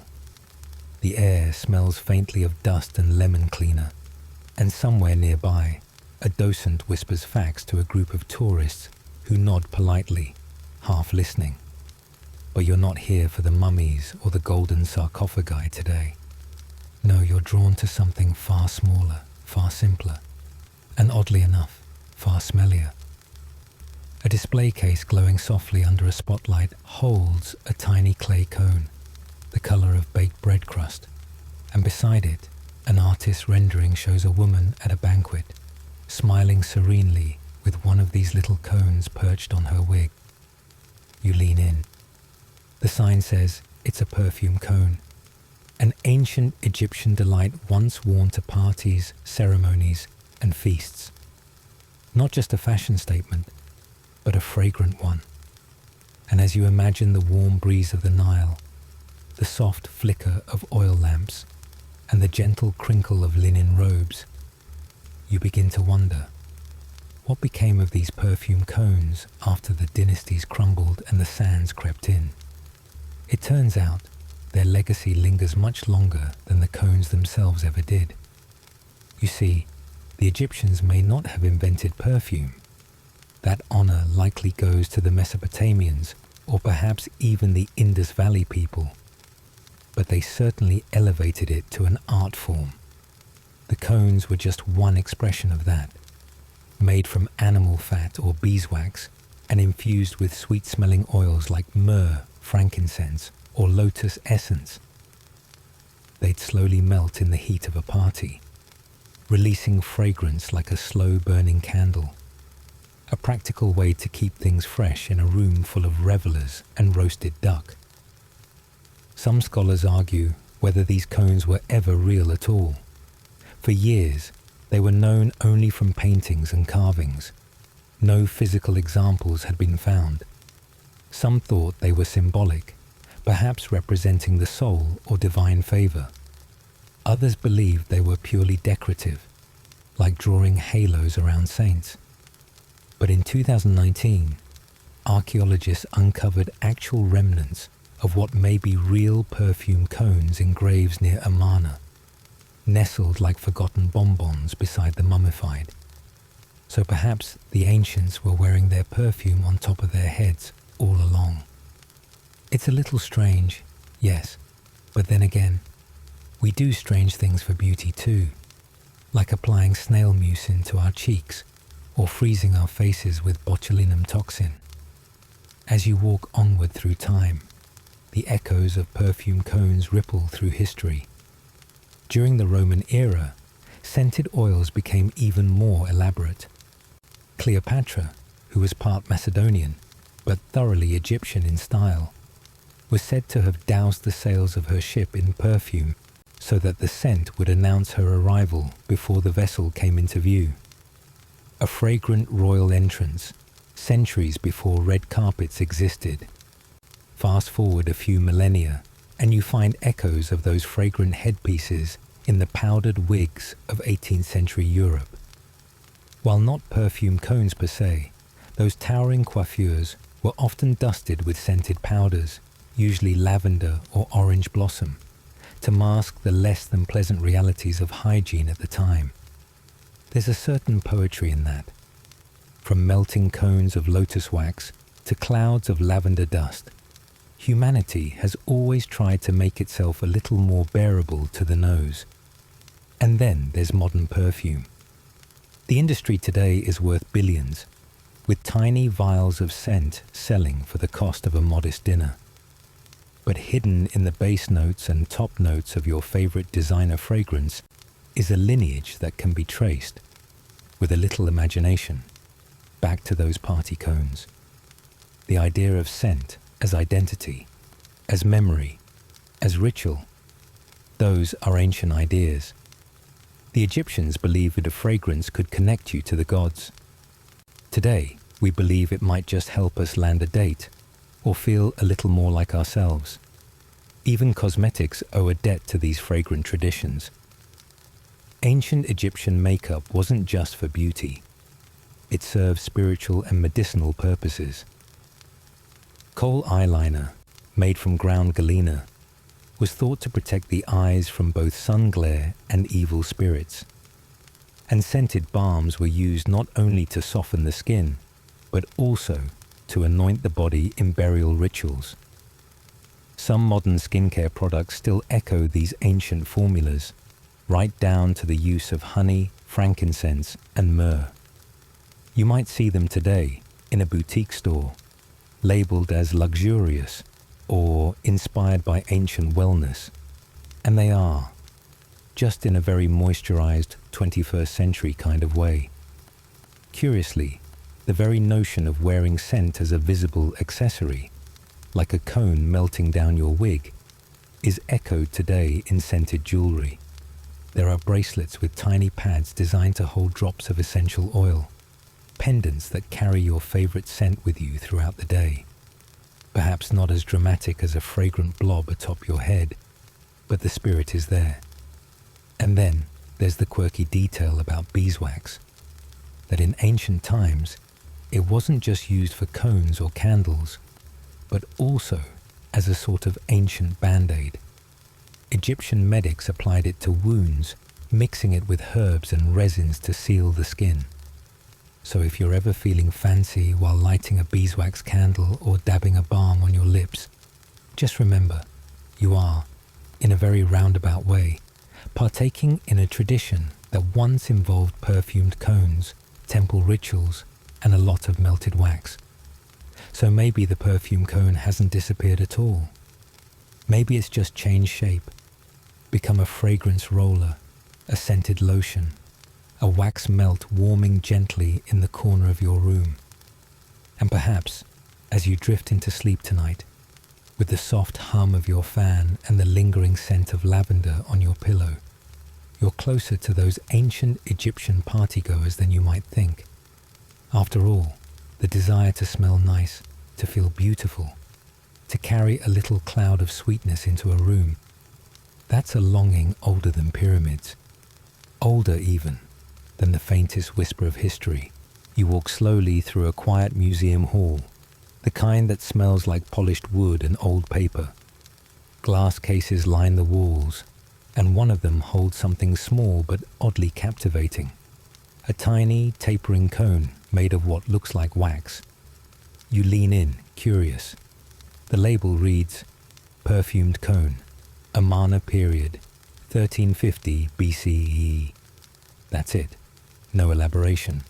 Just a sliver of information. But your imagination begins to unfold the rest. You picture the heat of the Egyptian sun, the kind that makes every breath feel like sipping tea through a wool scarf.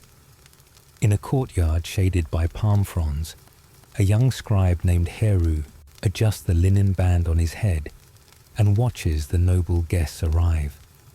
Each one steps gracefully, balancing a strange little cone atop their wig. Yes, right on top. The cones are made of scented fat, infused with myrrh, cinnamon, and blue lotus, a flower once rumored to induce euphoria.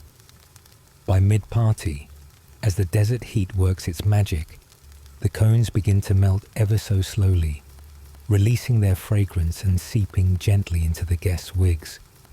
It's not exactly practical, but it is fabulously ceremonial.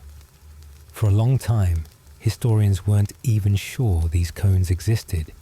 You might find them painted in tomb murals, neat little cones perched like party hats on everyone from high priests to harpists. But for centuries, no physical example had ever been discovered. Some scholars speculated they were symbolic, maybe just artistic shorthand for spiritual purity or divine favor. Others insisted they had to be real, pointing to the consistency across regions and time periods. And then, like a whisper from the past, the sands gave up a clue. In 2019, archaeologists working near Amana uncovered 2 actual perfume cones buried with the remains of women thought to be temple singers. They weren't made of wax, as long assumed, but of a kind of unguent, a mixture of oils and resins hardened into shape. Under the microscope, fragments of floral pollen still clung to the surface. Not just a symbol then, not a painter's flourish. Real, fragrant, and once gently melting into the hair of someone who probably danced under torchlight beside a lotus-filled pool. You imagine the archaeologists in their wide-brimmed hats, brushing away layers of sand with soft tools and patient hands, each discovery a tiny triumph. The cones weren't just decorative, they were clues. Clues that the ancient Egyptians cared deeply about how things smelled. Not just for pleasure, but for ritual, for status, and maybe even for connection to the divine. After all, the gods themselves were said to be fragrant. Ra, the sun god, rising each morning on a breeze of perfume so sweet it called the lotus to bloom. Some speculate that the cones were used to mark transitions, rites of passage perhaps, or the beginning of a festival evening. Others believe they were reserved for the elite, a sort of olfactory badge of honor. But there's a cozy theory too, that they were simply a fun accessory. Ancient party favors, if you will. After all, who doesn't want to smell like a divine garden while nibbling dates and listening to harp music? You think of how scent lingers in memory more vividly than anything else. A whiff of jasmine, and you're suddenly remembering a warm evening from years ago. The Egyptians knew this. They built scent into their sacred spaces, into their ceremonies, and apparently into their hairstyles. Even the cone's obscure ingredients have stories. Blue lotus, for instance, long assumed to be merely decorative, is now believed to have mild psychoactive properties. Some researchers suggest that the gentle euphoria it produced may have enhanced religious experiences, or just made the evening a little more delightful. The thought of guests swaying to music, cones releasing waves of blue lotus and myrrh, feels almost dreamlike. And here's a quirky detail.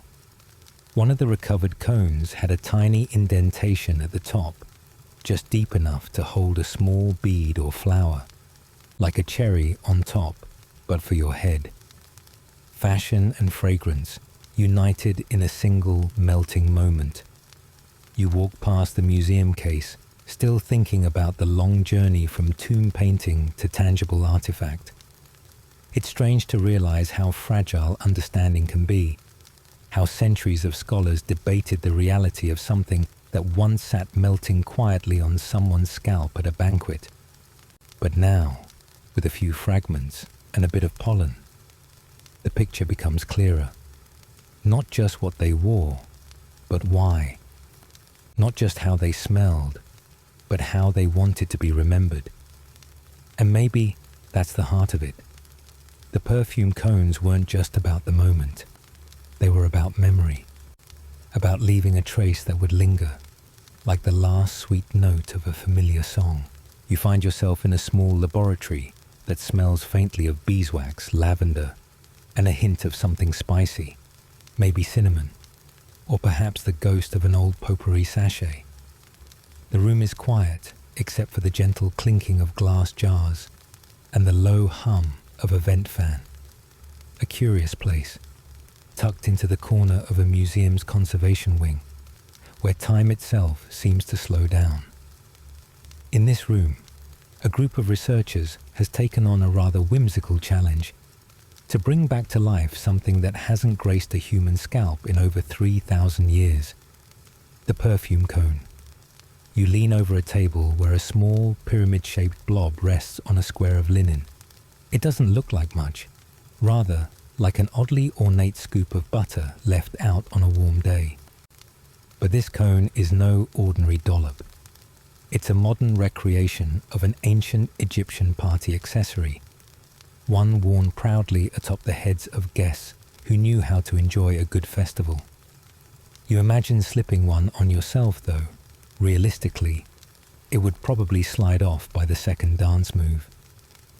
The researchers began with texts and tomb paintings, of course, those ever-reliable slices of ancient life, where guests at banquets are depicted lounging with lotus blossoms in hand, and mysterious white cones perched on their heads like soft-serve hats. For years, scholars debated whether these cones were even real. Some insisted they were symbolic, an artistic flourish meant to evoke fragrance or luxury. Others argued they were as real as the wine jars and musical instruments depicted alongside them. Then, not long ago, something extraordinary happened. Archaeologists uncovered two burials in Amarna, one of the short-lived capital built by the pharaoh Akhenaten, where they found, for the first time, actual traces of waxy cone-like substances positioned near the skulls. Analytical testing revealed hints of fatty substances, possibly animal fat or beeswax, and traces of perfumed oils. This discovery sent a ripple of excitement through the Egyptology world. Finally, a clue that these strange cones might have existed beyond the realm of artistic imagination. So this modern attempt is part science, part art, and part good-natured curiosity. The team starts with a base of beeswax, chosen for its pliability and long shelf life, then mixes in essential oils derived from ingredients known to ancient Egypt: myrrh, frankincense, cinnamon bark, and even blue lotus, if they can get their hands on it. The scent is intense at first, but as the cone warms under soft light, it releases a slow, steady fragrance that fills the room with something between a temple and a bakery. You watch as one of the interns, grinning with mild embarrassment, dons a linen wig and gently balances a cone on top. It wobbles slightly, then holds. There's a moment of silence, broken only by a soft laugh as the fragrance begins to waft. It's oddly pleasant, like being followed by a very polite cloud. One of the researchers, a woman who's been studying ancient hygiene rituals for over a decade, explains that these cones served more than a decorative purpose. They likely helped mask less than ideal smells in crowded banquet halls, especially in warmer months. It's hard to imagine now, in our world of air conditioning and dry shampoo, but back then, a perfume cone could mean the difference between delightful conversation and a very short guest list. There's also speculation that the cones melted slowly, releasing scent as the evening progressed, kind of like an artisanal air freshener that happened to be stuck to your head. Though, as one researcher quips, we're still not sure how anyone danced without the thing sliding down their nose. They've tried different consistencies of wax, tested temperature thresholds, and even tried a version with a small cloth net to keep it stable. So far, success is mixed, but enthusiasm remains high. You notice a notebook open on the table, filled with sketches and scent combinations. One page is dedicated entirely to the challenge of sourcing genuine blue lotus oil, which is notoriously difficult to find and often replaced with blends that only vaguely resemble the original. The Egyptians prized it not just for its fragrance, but for its mild psychoactive properties, used in ceremonies and, reportedly, in romantic trysts.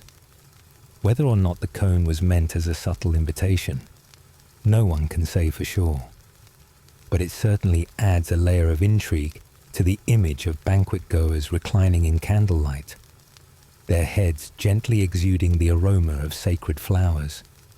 Nearby, a small fan is pointed at a cone that's been left to warm naturally. The goal is to test how long it takes to soften at body temperature. You watch it glisten slightly, then begin to release a visible sheen of oil. The scent intensifies, earthy, sweet, and unfamiliar in a way that makes you feel like you've wandered into a temple from your dreams. The researchers note everything meticulously: how quickly the cone melts, how strong the scent becomes, whether it drips, and how much linen it stains. You can't help but smile. It's a bit absurd, this whole endeavor, but there's something deeply comforting about it too. A group of people, decades or centuries apart, connected by their shared love of beauty, ritual, and maybe a touch of theatrical flair. Some speculate the cones were reserved for the elite, perhaps even part of the priestly class's ceremonial attire. Others suggest they were more widespread, a kind of ancient party favor for anyone lucky enough to score an invitation. There's no definitive answer, but the ambiguity only adds to the charm. After all, there are worse mysteries than why someone might want to smell like a garden in full bloom while sipping wine under the stars. As the evening laboratory session winds down, the team dims the lights and sits back, letting the room fill with the warm, layered scent of their creation. Someone jokes about launching a perfume line, Cône Couture, the fragrance of pharaohs. Another suggests a themed dinner party, complete with linen wigs and harp music. You can almost see it. Laughter echoing under painted ceilings, soft music plucking at the edges of your thoughts, and the slow bloom of scent rising like a whisper into the night air. You take a final deep breath, letting the aroma settle into your senses. It's a curious blend of past and present, of science and art, of playfulness and reverence. In this tiny room, through trial and error and a good bit of melted wax, a piece of ancient joy has come quietly back to life. You walk slowly through the painted halls of a long-lost villa, the walls still glowing with hints of ochre and lapis lazuli, their colors faded but not forgotten.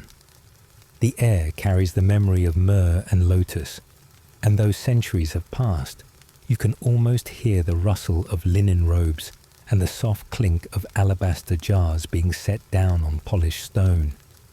This is Egypt. Not the Egypt of sandstorms and pyramids, but the softer, more fragrant Egypt of parties under the stars, of poetry whispered beneath palm trees, of laughter and music echoing through courtyards, filled with flickering oil lamps.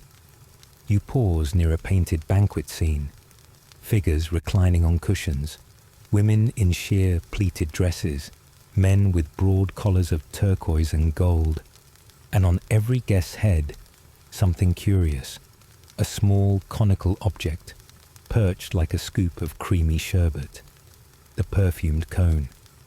Not quite a hat, not quite an accessory, but a little miracle of scented innovation. The ancient Egyptians didn't just stumble upon this idea. No, they crafted these wax cones with purpose, infused them with fragrant oils and resins, and wore them proudly to feasts and celebrations. As the evening wore on, body heat would melt the cones gently, releasing waves of perfume and softening the mood around the gathering. A kind of ancient air freshener / party favor, if you will. Some scholars believe these cones were purely symbolic, artistic shorthand for luxury or divine favor. Others argue, quite seriously, that they were as real as the bowls of grapes and the harpists in the corner. After all, archaeologists have found residues in tombs that suggest the cones weren't just painted fantasies. The debate goes on, quietly and politely, as Egyptologists tend to do, often over very strong tea. You stroll further, into a room filled with replicas of cosmetic jars and perfume bottles. The Egyptians, it turns out, were obsessed with scent. They believed it was not only pleasant, but sacred, an invisible bridge to the gods. Incense was burned in temples, oils were used in rituals, and even the afterlife was imagined as fragrant. The cone wasn't just a party trick. It was a declaration of presence, of refinement, of being both earthly and divine. To smell good was to be good, or at least close enough to impress the deity of your choosing. And the priests? Oh, they were the true masterminds of olfactory delight. These weren't mere temple caretakers. They were chemists, perfumers, and innovators. Imagine a group of solemn men in linen robes, hunched over stone mortars, grinding cinnamon bark and frankincense into fine powder, adding drops of blue lotus oil with the concentration of a modern mixologist. They experimented with ratios, tested mixtures, and even recorded their recipes in hieroglyphs. One particular formula, found in the Edfu temple texts, includes over 16 ingredients and was used specifically for anointing the cult statue of Horus. That's a level of dedication you don't often see outside of French perfumeries, or perhaps competitive sourdough baking. The cones, then, were likely born from this sacred chemistry. Their creation wasn't just an act of decoration, it was an act of reverence. To wear a cone was to carry a piece of the temple with you, to blend celebration with sanctity. It was also incredibly practical. Let's be honest, Egypt was hot. A cone of slowly melting wax infused with cooling myrrh or sweet marjoram. That's practically spa therapy on your scalp. As you imagine walking through a garden party in Thebes, you can almost feel the atmosphere. Laughter drifting on the breeze, the scent of jasmine mixing with roasted dates and honey cakes. A young scribe recites verses under a fig tree while musicians pluck at their lyres. Guests tilt their heads, cones glistening slightly under the moonlight. Maybe one slips a little to the side and someone giggles. Even in antiquity, things didn't always go perfectly, and that's part of the charm. It might surprise you to know that the influence of Egyptian perfumery extended far beyond the Nile. Greek and Roman cultures borrowed heavily from these practices. In fact, Cleopatra herself was said to have weaponized scent, arriving on her gilded barge with sails soaked in rose oil, so that Mark Antony would be enchanted before he even saw her. The cone, while perhaps not making it into Roman fashion, left its mark on the idea that fragrance could be transformative, an invisible aura of power and allure. And there's something delightfully human about it all. In a world with no deodorant, no refrigeration, and a lot of wool, scent became a noble pursuit. A perfumed cone wasn't just a luxury, it was a kindness to others, like bringing a bottle of wine to a party or remembering to chew mint gum before a date. It said, "I care," in a language made of lavender, cinnamon, and beeswax. You notice now how the cone sits in the middle of so many Egyptian values: beauty, ritual, hospitality, and innovation. It served as a bridge between the sacred and the social, the divine and the daily. It was ephemeral and yet enduring, melting away in the moment, but leaving behind stories, paintings, perhaps even memories passed down through scented linen and old clay jars. Some archaeologists speculate that the cones may have also had medicinal properties, with certain oils acting as insect repellents or mood enhancers. Others suggest they were more theatrical than practical, a kind of olfactory costume piece designed to impress the guests and gods alike. But whether real or symbolic, the cone remains a perfect little mystery, an ancient bedtime story told in wax and roses. As you drift a little deeper into this gentle reverie, you picture yourself reclining on a cushioned mat, a soft cone balanced on your head, the scent of blue lotus wrapping around you like a lullaby. The stars above the Nile shimmer gently, and somewhere far off, the priests are still mixing oils, still whispering recipes, still trying to capture the perfect scent.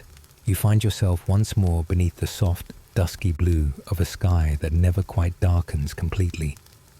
The stars above Egypt twinkle like tipsy guests at a banquet, and the Nile murmurs in the distance, its waters thick with secrets and sleepy fish. You're standing near the edge of a grand courtyard, where the last notes of flutes and lyres echo like the sighs of a party winding down.